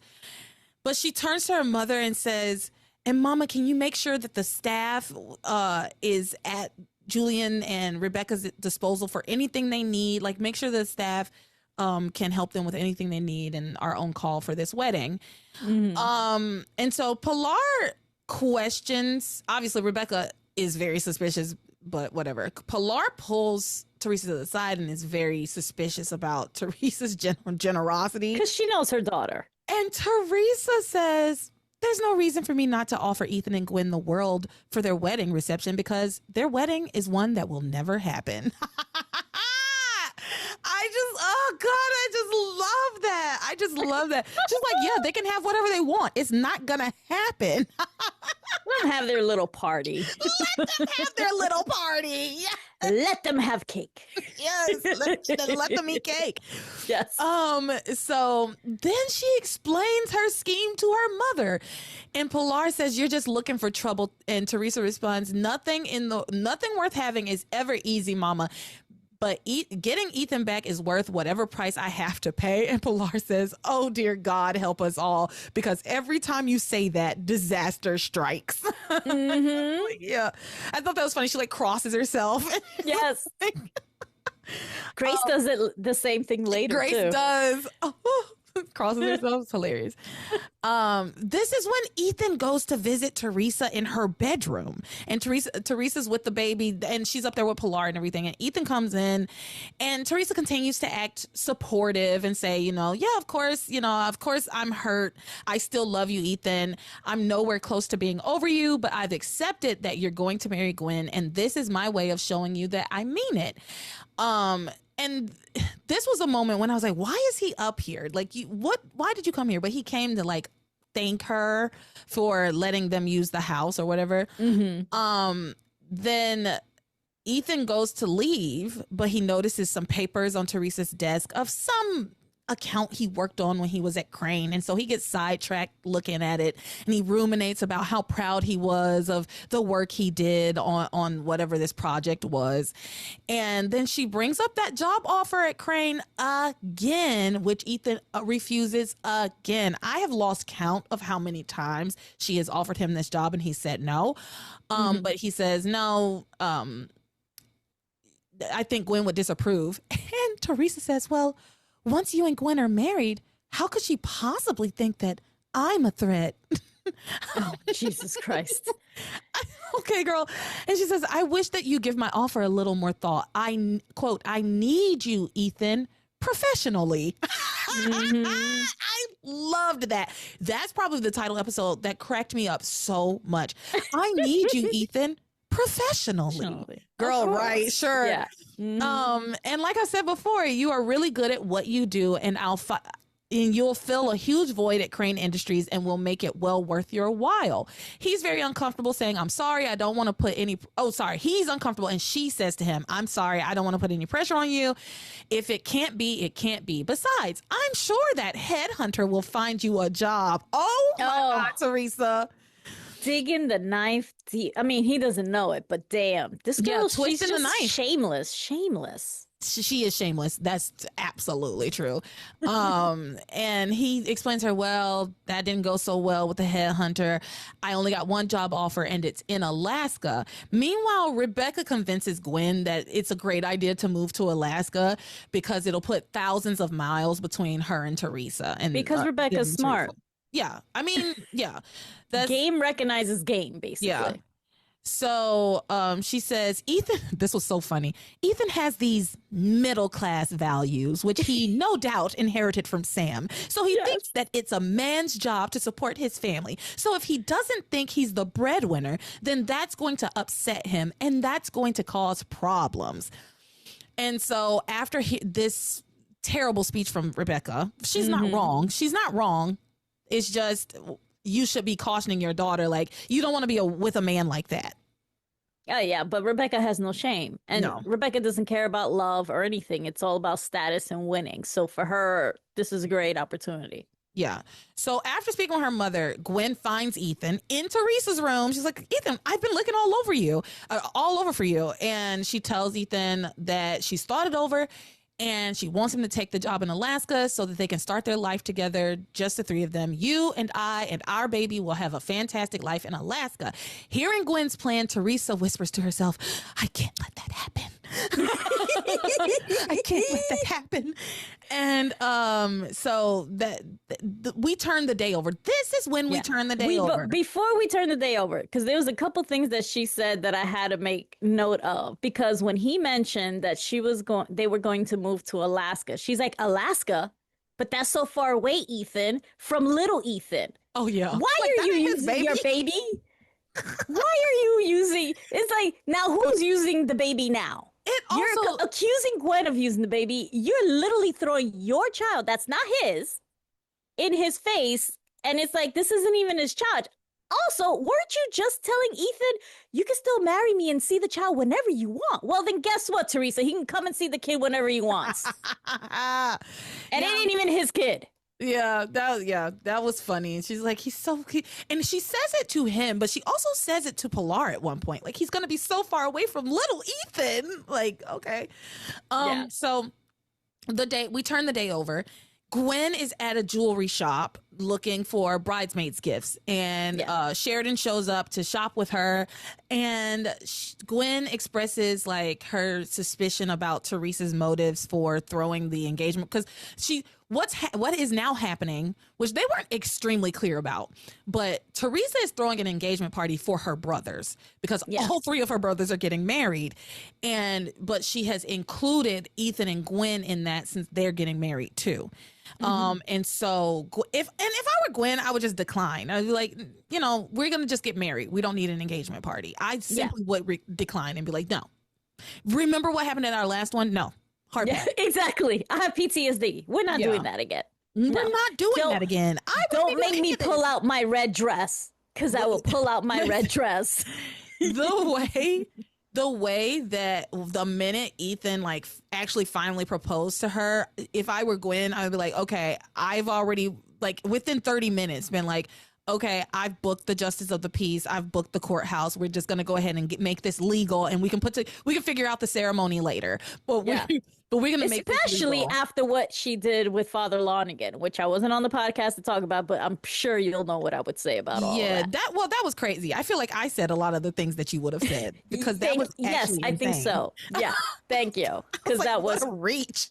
Yeah. Not only that, and actually one thing you didn't mention, which was I wish Father Lonigan would have called out Theresa at that time when he's talking about like, oh, well, I can't marry people just because, and Teresa's all happy. He should have turned around and been like, but you're married. But you're already married. Yeah. And out of convenience, because you're not leaving either. Yeah. You could say it was a drunken mistake. Great.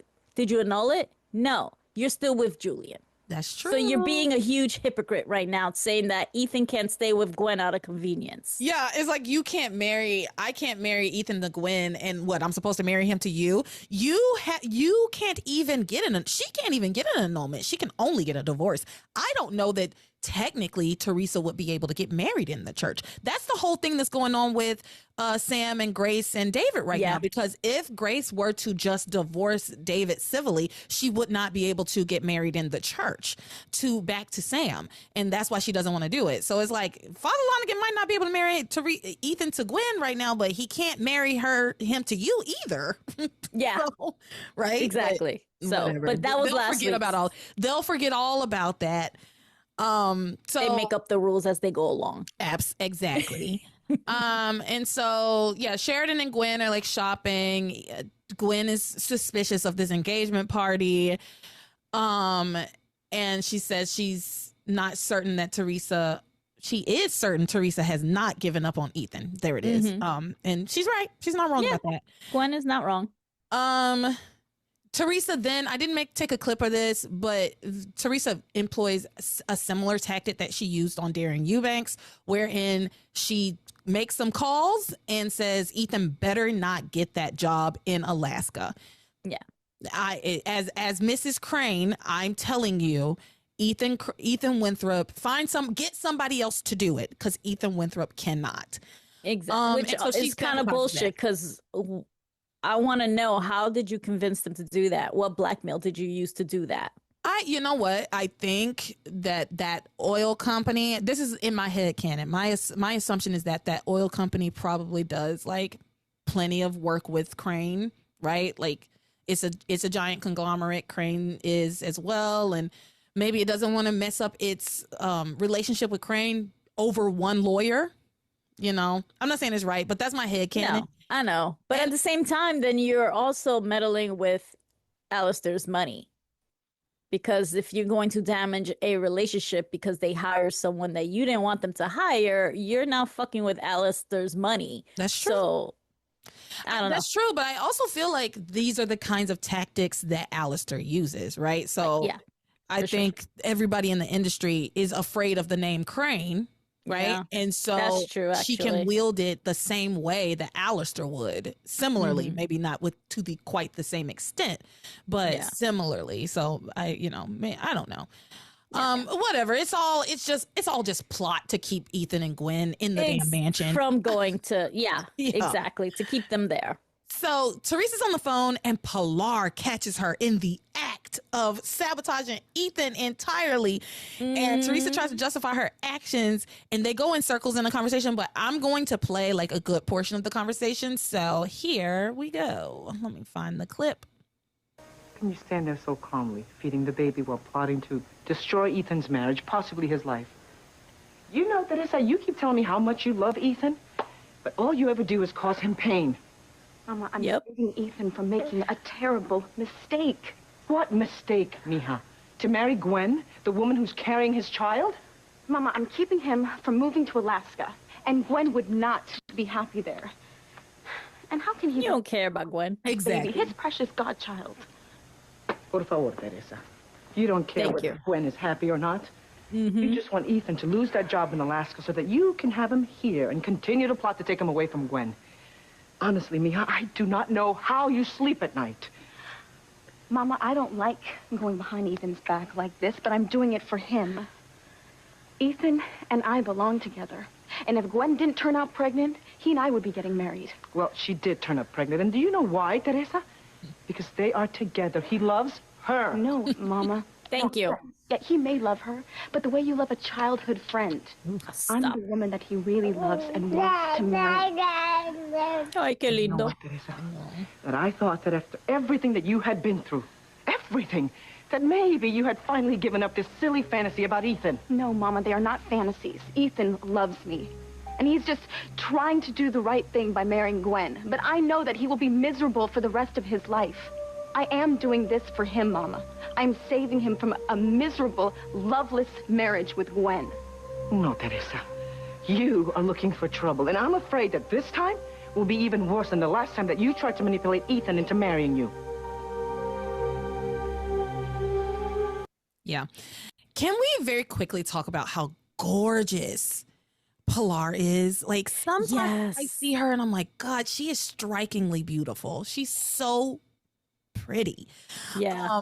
And I don't know. I think a lot of times she has her hair down, but I like her hair pulled back like that. She just, you can see all of her bone structure. She's so beautiful. And also for once, I'm firmly with Pilar. Like, yes, she is saying what all of us, at least for me on my side, all the Gwen fans are saying. Yeah, I'm firmly with Pilar. I also do believe that Theresa believes the things that she's saying. 100%. I do. And you know what? When she said Gwen wouldn't be happy in Alaska, I was like, solid. Girl, you don't give a fuck. You don't care about Gwen, but that's also true. Like, I'm doing her a favor. Believe me, Gwen would rather be slightly miserable in Alaska than you staying in Harmony and you taking Ethan away, okay? That was just so funny to me. Gwen would be happy in Alaska anyway. Like, I'm helping her out. Yeah, they have this same conversation for a while. Like, they do that dialogue. They do that dialogue like 3 times. Like, like, no, Mama, I'm doing this for Ethan. No, Theresa, you're doing this for selfish reasons. No, Mama, I'm doing this for Ethan. No, Theresa, you're doing this and you're ruining Ethan's life for yourself because you want him. Like, No, and she still continued to use the baby. She was like, he's so away from his godson. Yeah. How could he go so far away from his beloved godson, girl? While you're trying to take food out of Ethan's actual child, out of his mouth. Listen, the thing is, Theresa knows that baby's gonna eat regardless. Like, she, you know what I mean? Like, she regardless, the baby's gonna eat because either she's gonna be feeding that baby basically because Ethan's gonna get it. She knows that Ethan's eventually gonna come to her because he has no choice, obviously. But also she's been feeding that baby all this time. They've been staying at the mansion, right? Like they're eating Theresa's food. They're living in Theresa's house. They could just continue doing that. And I think Theresa would be fine with them to continue doing that. She just wants the time to break them up, which I'm not saying is right. I'm just saying that's what's going on here. Wear him down. But then the next part, okay, let's say it works. He works with you. He decides is really in love with you. He's going to leave Gwen pregnant, whatever. Now you're going to spend the next how many years trying to cover up what you just did? Because if he were to find out what you did, you were going to lose him anyway. I had a thought about that. I feel like particularly the whole situation with Darren Eubanks is one that could very easily come out, right? Like that man did not like being handled the way that he was handled. And he could very easily tell. And he was there when Ethan was coming to her for his interview or whatever, not interview, but just to like visit. So he knows that there's some kind of weird connection between the two of them that, you know, like he understands, and he could very easily blow that up. He could very easily be like, yeah, someone told me not to hire you. She told Pilar, she told Whitney, people know. Yeah. So it can easily backfire on her, and then you'll lose him anyway. Yeah. And she's been running her mouth about this so much. But I agree. Now you have created utter chaos in this man's life, and it could easily blow up in your face. So, let's finish them out. So Ethan is at the tuxedo shop, with the other guys, the other grooms who are getting married, and they are picking out tuxes, right? And Ethan comes in and he tells the brothers that the Lopez-Fitzgerald brothers that he's has to take a job in Alaska to support his new family, even though it means moving far away. He also says to them, like, I hope we can all still be friends. Like, I know that I hurt Theresa, but I hope we can all still be friends. And Luis says something to the effect of, like, we get it. We know you love Theresa. We know you didn't mean to hurt her. And we do respect you for doing the right thing. They use that phrase so much. You're doing the right thing. Which is a little like, dude, where's your loyalties? This is your sister. Right thing or not? You know, like, because I will say when Ethan walked in and saw the three brothers, I was like, that's intimidating. That's an intimidating situation you're just about to walk into. So on the one hand, immediately when Luis was like, no, we get it and we respect you for doing the right thing, my immediate thought was fucking traitors. Like, that was my immediate thought. But then I walked that back because Theresa would not want them to look at him as a traitor, right? Like, Theresa wants them to have a good relationship. And so for me, if I'm Theresa, fuck him, fuck Ethan, fuck Gwen, fuck all of them. Like, you know, and my family is on my side. And yeah, you best get up out of this tuxedo shop before we hem you the fuck up. Yeah, right? You got no reason to even be here. Yeah, but that's me. And I'm not Theresa, thank God. Got all my faculties about me. If you were Theresa, you would have just gone and found Chuck. Oh, I would be happily married to Chuck. Are you kidding? Yes. We would have a beautiful life, a house on Martha's Vineyard. Like, we would be living the dream. You would have paper clips all up in your dress. Listen, there would be no shortage of paper clips, honey. This is what money gets you. Money. Yeah. They need to bring Chuck back. I miss Chuck. I know. That. Bring Chuck back. Bring back Chuck. But yeah, I was like, man, my immediate like knee-jerk reaction was like, y'all are traitors. No, but I was thinking it too. And I don't like Theresa. I was like, damn, that's kind of fucked up, man. Yeah, because they're her brothers. And it's like, we're Lopez-Fitzgeralds. We're supposed to be together, tight. Like, because also you could be understanding. Yeah, you did the right thing. But I don't need to be friends with you because you still, fuck with my sister. Yeah, you still hurt my sister, and she's been so upset and blah blah blah. But that's not where they're at, where they are. And he's like, it's cool, guy. We get it. And so whatever. Ethan goes to Theresa's office after having lost out this job in Alaska and asks her if the job was still open at Crane. And she says, yeah. And he accepts. He happily accepts, actually. Like, he's pretty happy. I think it wasn't what he wanted. Absolutely not. It wasn't. But he also, on some level, does want to, like we've been saying, he keeps going to see Theresa, and it's like, you should leave her alone, but he can't leave her alone. So I think he's happy to kind of have an excuse to have to spend time with her. But that's where that's the end of my notes. You have anything to add? I did have the note about why you going back to the office. I totally forgot it was because he was going to basically grovel, even though it's not much groveling, but accept the offer. And, and of course, Theresa is like, oh my God, I don't know what's happening. Yeah, of course I'll take it. I can't believe they didn't hire you. Oh, that's crazy. So that's where we ended with Theresa, Ethan, and Gwen for the week. We are at 1 hour and 46 minutes. Wow. Okay. This is going to take forever. A little bit. But that's okay. I think I need to take a break. Can I get 15 minutes? Of course. All right. Now, that was a lot. But it was good. It was great. And we have now took a short break, and now we're back to talk about Chad and Whitney / Eve and TC, and we're gonna do Eve and Ivy. Eve and Ivy have some really good moments this week.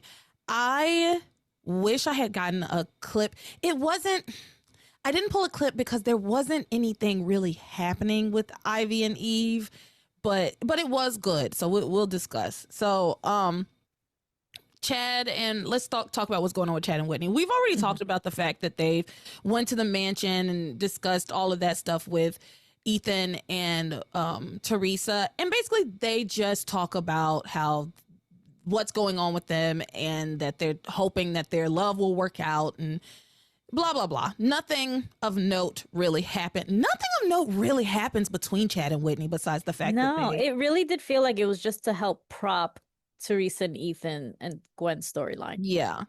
And so at the mansion, Chad reassures Whitney that just because Theresa and Ethan didn't work out doesn't mean that they are doomed and that they're not going to work out. They reaffirm their love for each other and that they're going to make it work. And so then later at the book cafe, Chad is working a shift, and Chad thanks Liz for covering for him and Whitney in front of Simone. I can't remember which time because she's done it a couple of times now. And covered for him and Whitney. But I think it was because she said that she wanted her thing from the car or something, and she was the one that sent Whitney outside because TC was like angry with her for going outside. What are you trying to get a cold? And, yeah, so I think that's what it was. And so he thanks her for covering for them, and he explains that they want to be open about their relationship, but they can't, and because Whitney needs to prove herself to her parents, and because of her recent tennis setback that has made things much harder for. This is such a dumb storyline. Truly, she's an adult. I don't understand why you're catering to your father the way that you are. I mean, he is guilting her though, so it's working. Yeah, but she's a grown woman, and it's just such a stupid storyline. Now, the sibling thing is interesting, right? Like the fact that they might be siblings, and they don't play with that quite enough, I feel like.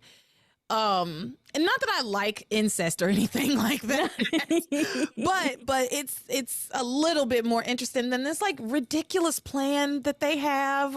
It's just stupid because she's too old for this. Like if she was 15, 16, great. That storyline could probably work because, you are still daddy's little girl. You're still in school. You're still a child. Right. And you are beholden to his rules, right? Because you're a child. But you're a grown woman. You're 19 years old. And honestly, you could look your daddy in the face and say, you know what? I quit tennis. I don't want to play tennis. She has that option. And even if he could blow his top and be like, in my house, you have to play tennis. Like that would be absurd for him to say, but he could do that. And guess where she could go? Right over to the mansion. Yeah, because Theresa would definitely take her in. She could go. She'll probably go to the studio though, because she's gonna go hang out with her boyfriend. Right. She could go and stay with Chad. Like, she could just tell the truth, but she doesn't want to hurt anybody. And she is a people pleaser. She particularly wants to please her father. Yeah. But anyway, it's all stupid.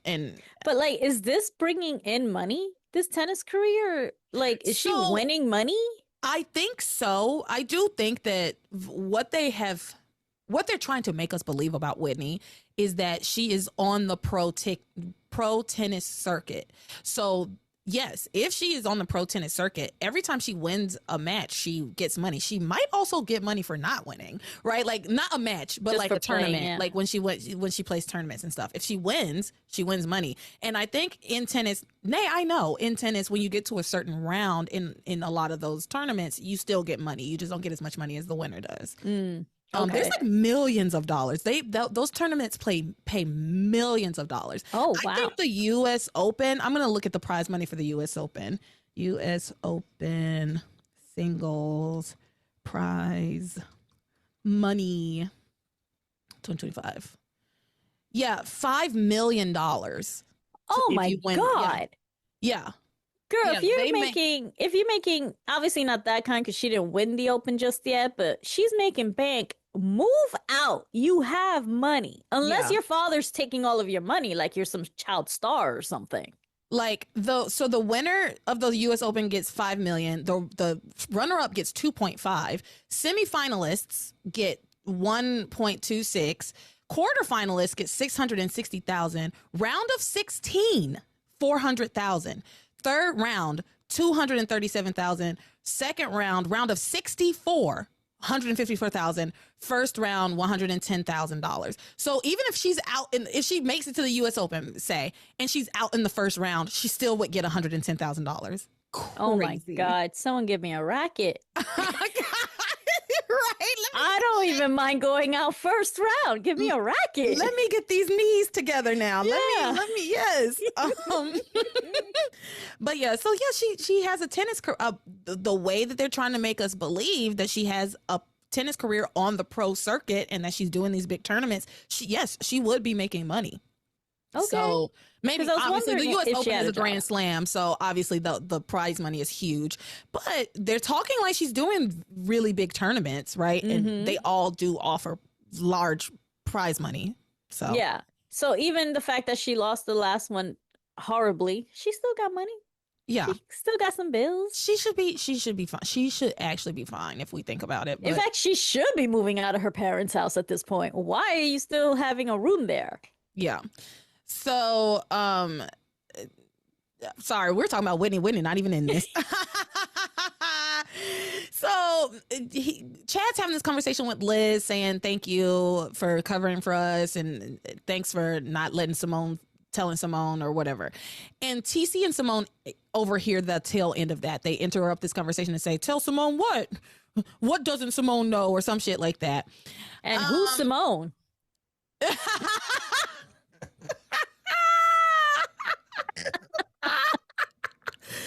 TC's like, who's Simone? I thought you were dating my sugar bear. I just had to throw that in. That's so funny. So they interrupt the conversation and Liz covers saying, oh, we were just talking about a surprise for you. Chad was just talking to me about a surprise he wants to give you for Christmas or something like that. And she's like, oh, I love surprises. Who doesn't, girl? Well, actually, a lot of people don't like surprises. I'm just being mean. So then TC has a conversation with Liz. This was so weird. TC's such a weird fucking dude. Yes. He has a conversation with Liz and asks her to act as a mentor and a big sister to his daughters. Oh, my God. Woman he just met. Yes. It's like, and your wife is a doctor. Wouldn't that be a better mentor to have? Like, on the one hand, I understand, like, he's saying, you know, something's going on with Whitney and I think she might talk to someone other than her parents. I can get that. I can get around, I can get that. Why would it be Liz, though? Yeah. Why would you ask Liz to take on this role for your daughters and you don't know anything about this woman except that she's in town to get revenge? Right? Like, yes, not even a noble thing. Well, not just revenge. She's actually there because of Sheridan. She is there because of Sheridan and Luis. I mean, Sheridan and Antonio. Absolutely. Yeah. Yes. But she has now been there for a while and has been saying, I'm here. I found my sister in this town. I'm going to get my revenge on her. Right? Like, that's what TC knows about her. Did she actually say that her sister's in harmony? Absolutely. Yes. She did. Okay. Oh, yeah. They've had a full conversation about it. Multiple conversations about it, actually. And TC tried to get her to tell him who she was. Right? Because he's like, maybe I know this woman. If this horrible woman's around this town, I need to know about it. Right? Yeah. And people need to know. Yeah. So, yes, she has made it clear she's in town to get revenge on her sister, whom she's found in harmony. Yeah. So yeah, she's up to no good. Yeah, and you want to be a mentor for your kids. And her daughters have friends. Sorry, I turned my camera off by accident. I was gonna say, oh my God, what had just happened? Do I have to finish this podcast myself? I can do it. I literally clicked it by accident. No, like her daughters have friends that have parents that could also be mentors and other people that they can go to. Like, why this stranger that you don't know? And I don't want to hear that it's because she's another black woman. No, that's what I was like, what? Why? Because she's black? Like, yeah. Like, why? Liz is a complete stranger.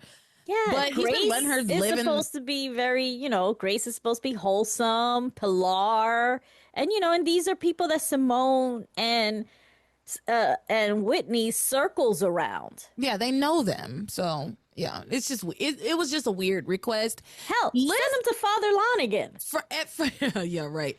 At first, Liz seems a little like reserved about it. Like, she's like, I don't know. She has her reservations about it, but then she sees Eve across the book cafe and sees that just even having this conversation with TC is really bothering her and getting under her skin.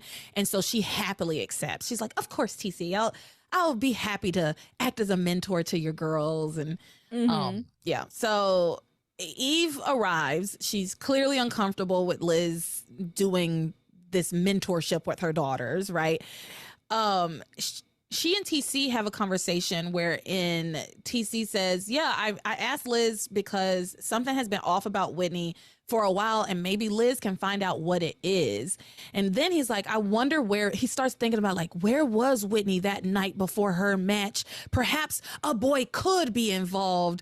And then he looks up at Chad and Simone, who are like standing by the table, and he looks at them and says, do either one of you know where your sister was that night? That's a direct quote.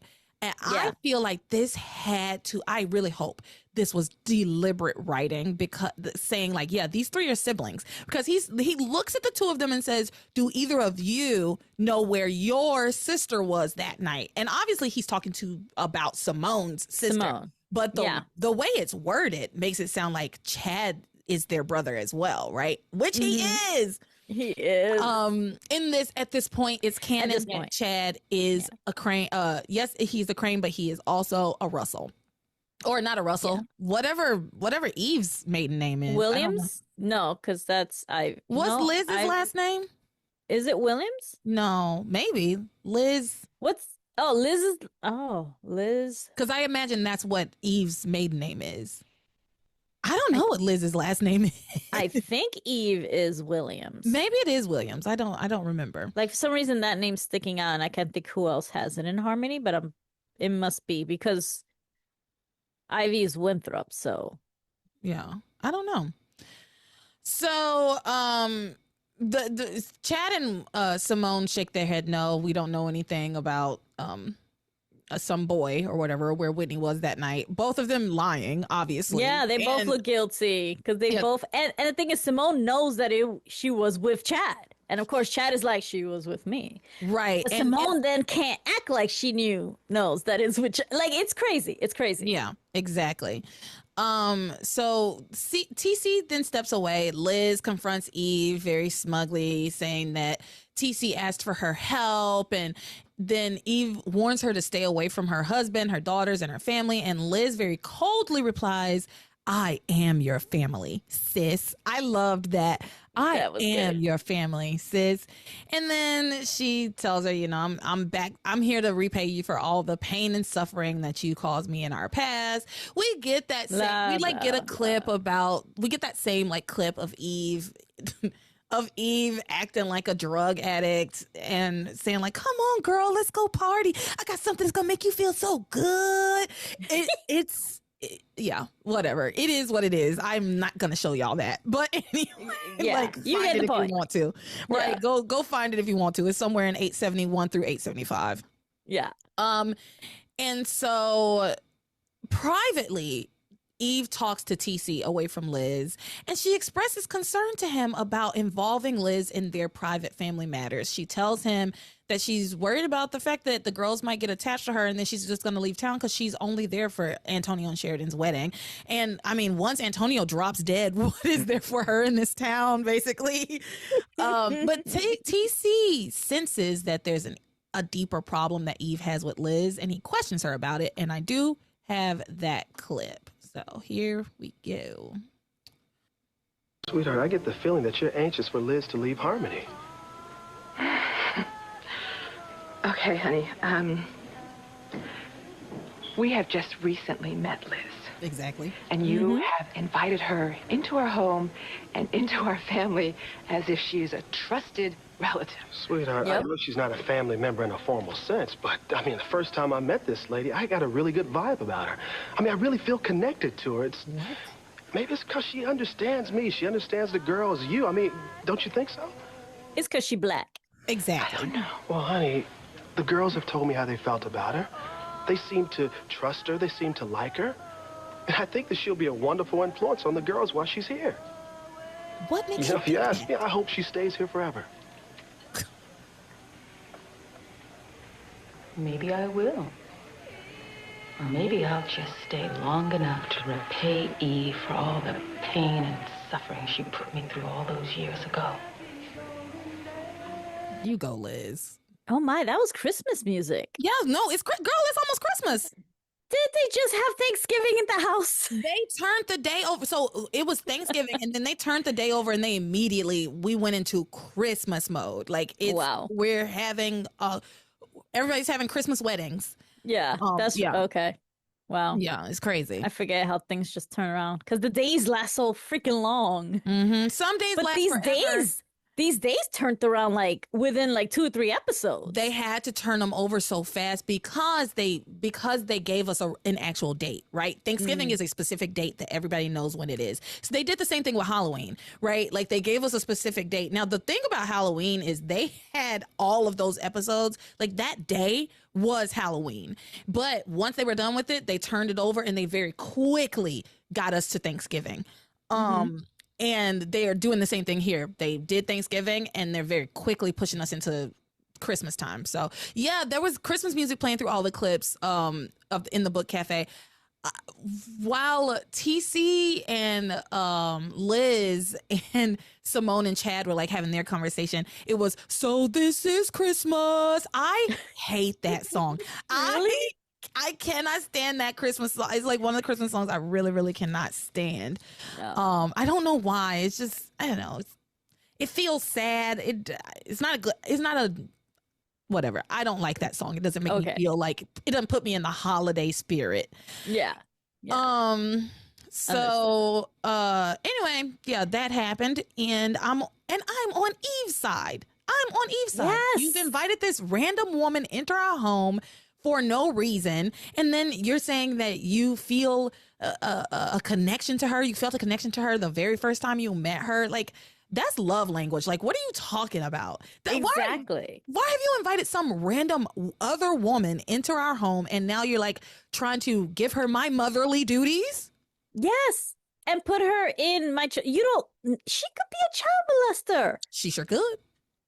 And she could be grooming them to take them to Epstein Island.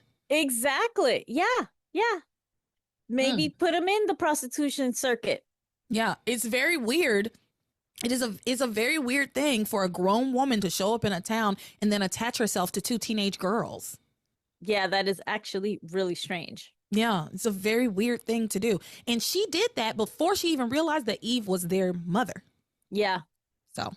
And for like eavesdropping on these girls, because she just busied her way into it's like, I see you're really upset. Is it a boy? You can confide. And it's like, I don't know you. Why am I talking to you about my personal affairs? Right.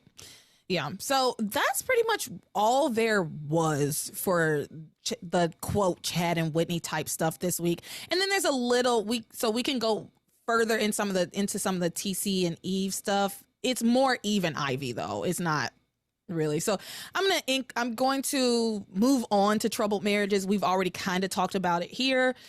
And we're going to talk about what's going on with Ivy, and then we'll finish up with we'll talk about what Ivy and the conversation that she has with Eve. So, Ivy is at the hospital doing physical therapy. Eve walks in and she's like, Ivy, this isn't your day. Like, you're not the patient who's supposed to be in here. And Ivy says, yeah, I like paid them to let me take their spot or some shit. She's like, I'm doing extra physical therapy because I need to be out of my wheelchair by Ethan's wedding. And at first I was like, oh, that's like, sweet. She wants to be able to like be standing up and walking at her son's wedding. Fine.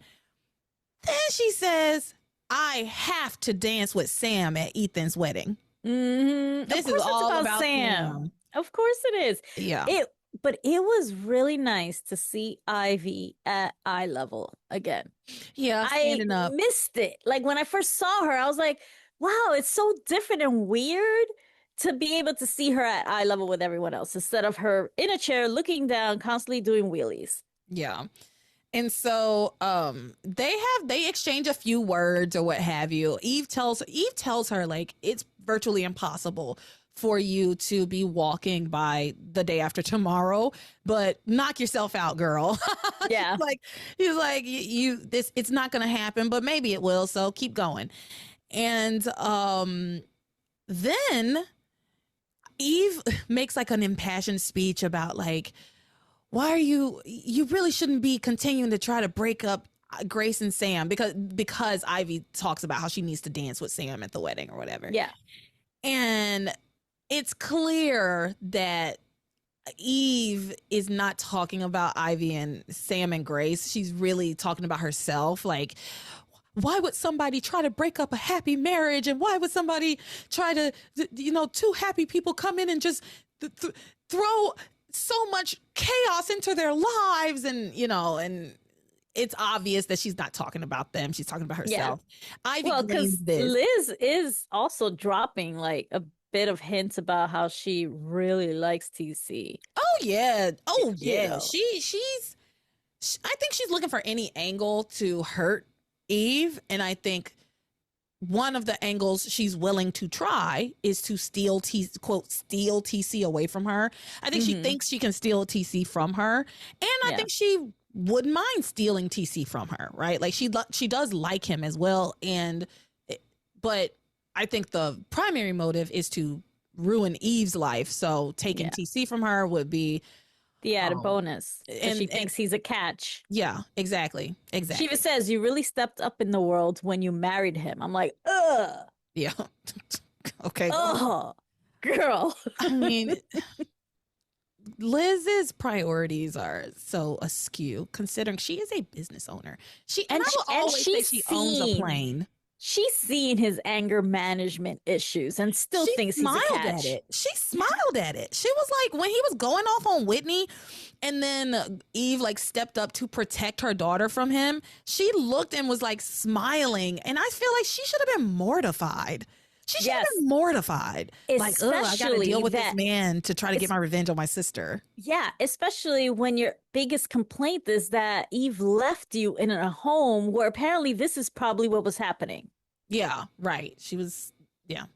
So anyway, Ivy gleans that something's going on with Eve, and she thinks to herself, maybe that I need to find out who is bothering Eve so that I can maybe possibly use them to my advantage. Like they could possibly be useful. Eve leaves to like calm down, basically. Ivy calls David and says like, what's going on with Grace? What's the latest? Have you bagged Grace yet? And so I have a clip about that. I have that clip here. Okay. Let me pull it up. So this is Christmas. Oh, now it's stuck in your head. I don't like that song. But you're singing it. Da, da, da, da. Look, right now, it's September. In case people are listening. It's October. Oh my God, you're right. It's like October 5th, 4th. It's October 4th. It is October 4th. Okay. So yeah, let's not do the Christmas just yet. Passions is in that we're not there season. yet. Mariah is still on ice. Okay. Mariah's still on ice. What clip did I say I had? Oh, David and Ivy. David and Ivy. I was like, where are we in this?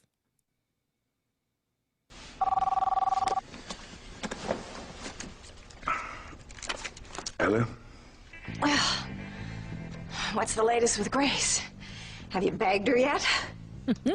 Excuse me, business. No, I have not bagged Grace, as you so crassly put it. Look, why are you bothering me?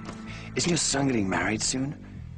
You would imagine the happy moment would warrant some sort of brief respite from your evil machinations. I have the greatest respect for my son's wedding day. I also see it as the perfect opportunity to bond with Sam. Ivy, you're so sentimental. Cut the sarcasm, David. At least I am doing everything I can to break up Sam and Grace, which is more than I can say for you right now. Oh, you're not going on this one again. Yes, this again. I hired you to do a job, and you better do more than you are doing. Look, you know I want Grace, okay? And I'm committed to it. It's gonna take time. Well, speed it up. Use John to bond with her. Show her what a beautiful family you'd be together. Remind her how sweet John is as compared to her other vicious spawn, Kay. Ooh. Look, I don't like any of this, Ivy. It's horrible to break up two people so in love, but... Will you stop pretending you have scruples again? Mm-hmm. You know, we both know you love Grace, and we both know you want her. So stop pretending that you're above breaking them up, because we both know that you're not. Now, forget that speck you call a conscience, and do whatever it takes to make my plan work. Get Grace, so I can have Sam. I mean, Ivy is horrible. I know, but she's not wrong. Really love her. I know. I love her because you know what? She knows that what she's doing is wrong. She just doesn't care. She doesn't care. And it's so interesting. I was shocked by the way she talked about Kay when she said called Kay like evil spawn or whatever she called her. I was like, that's so interesting because I feel like Ivy and Kay have not had a single run-in. Have they? I was thinking the same thing. I don't think so. And if anything, she should feel bad for the fact that she's breaking up Kay's family, right? Like, no.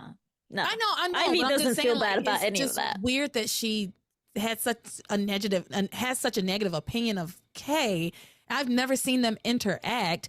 And like I said, if anything, you're fucking with Kay, not the other way around, right? Like you're breaking up her family. So it's just weird to me that she has this opinion of Kay.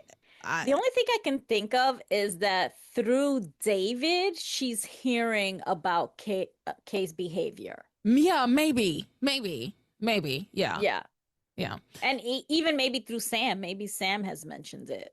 Yeah. So Eve walks in on the tail end of that conversation. She hears that conversation goes on a little bit longer, but Eve walks in and she says to Ivy, And you wonder why you were struck by lightning? You're just evil, Ivy. It's evil to deliberately try to break up someone's marriage, to tear two people apart that love each other. It's just brutal to just target two people who are trying to make their marriage solid, who are trying to raise their kids.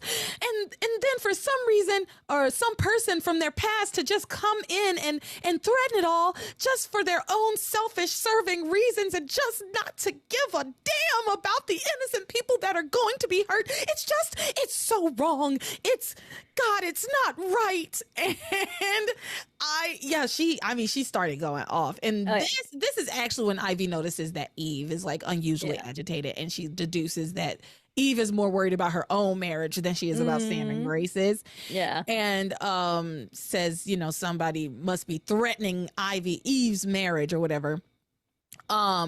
And she says as much to Eve. She's like, what's going on with you? But Eve denies it. She says, I'm having a strong reaction because what you're doing is wrong. But Ivy is convinced that something is going on with Eve, and she's right? And like I said, she vows to find out who it is that's causing Eve's marriage problems, and to maybe use them to her advantage. I mean, she has so much on Eve now. Like, she doesn't have to dig too much to add to it, because she's still sort of blackmailing Eve with her past. Yeah. And I do want to say, Ivy looks amazing in red. She looks that outfit. She just looks good. She's a beautiful woman. God, she's so beautiful. That's all I have for trouble marriages. You have anything to add to that? No. All right. So that is, let me look. I think that's the end, right? Yes, that's the end for part 1 of this episode, which I believe is going to be called something that I said earlier today that made me laugh. Whatever it is. Oh, I need you, Ethan, professionally. Professionally. I think that's probably going to be the episode title. So thank you, Maria, for being here. Where can people find you? You can find me on the Discord, or if you want to send me an email, you can email me at gwenfan329@aol.com. That's right. Kicking it old school. Yep. And as always, you can find me on the Patreon, patreon.com/passionspodcast. Sign up for whatever tier you find most agreeable. And you can go out to the website, passionspodcast.com, buy some merch, and buy some of my niece's art, buy my music. Go support. That will be fantastic. And with that, you are my passion for life.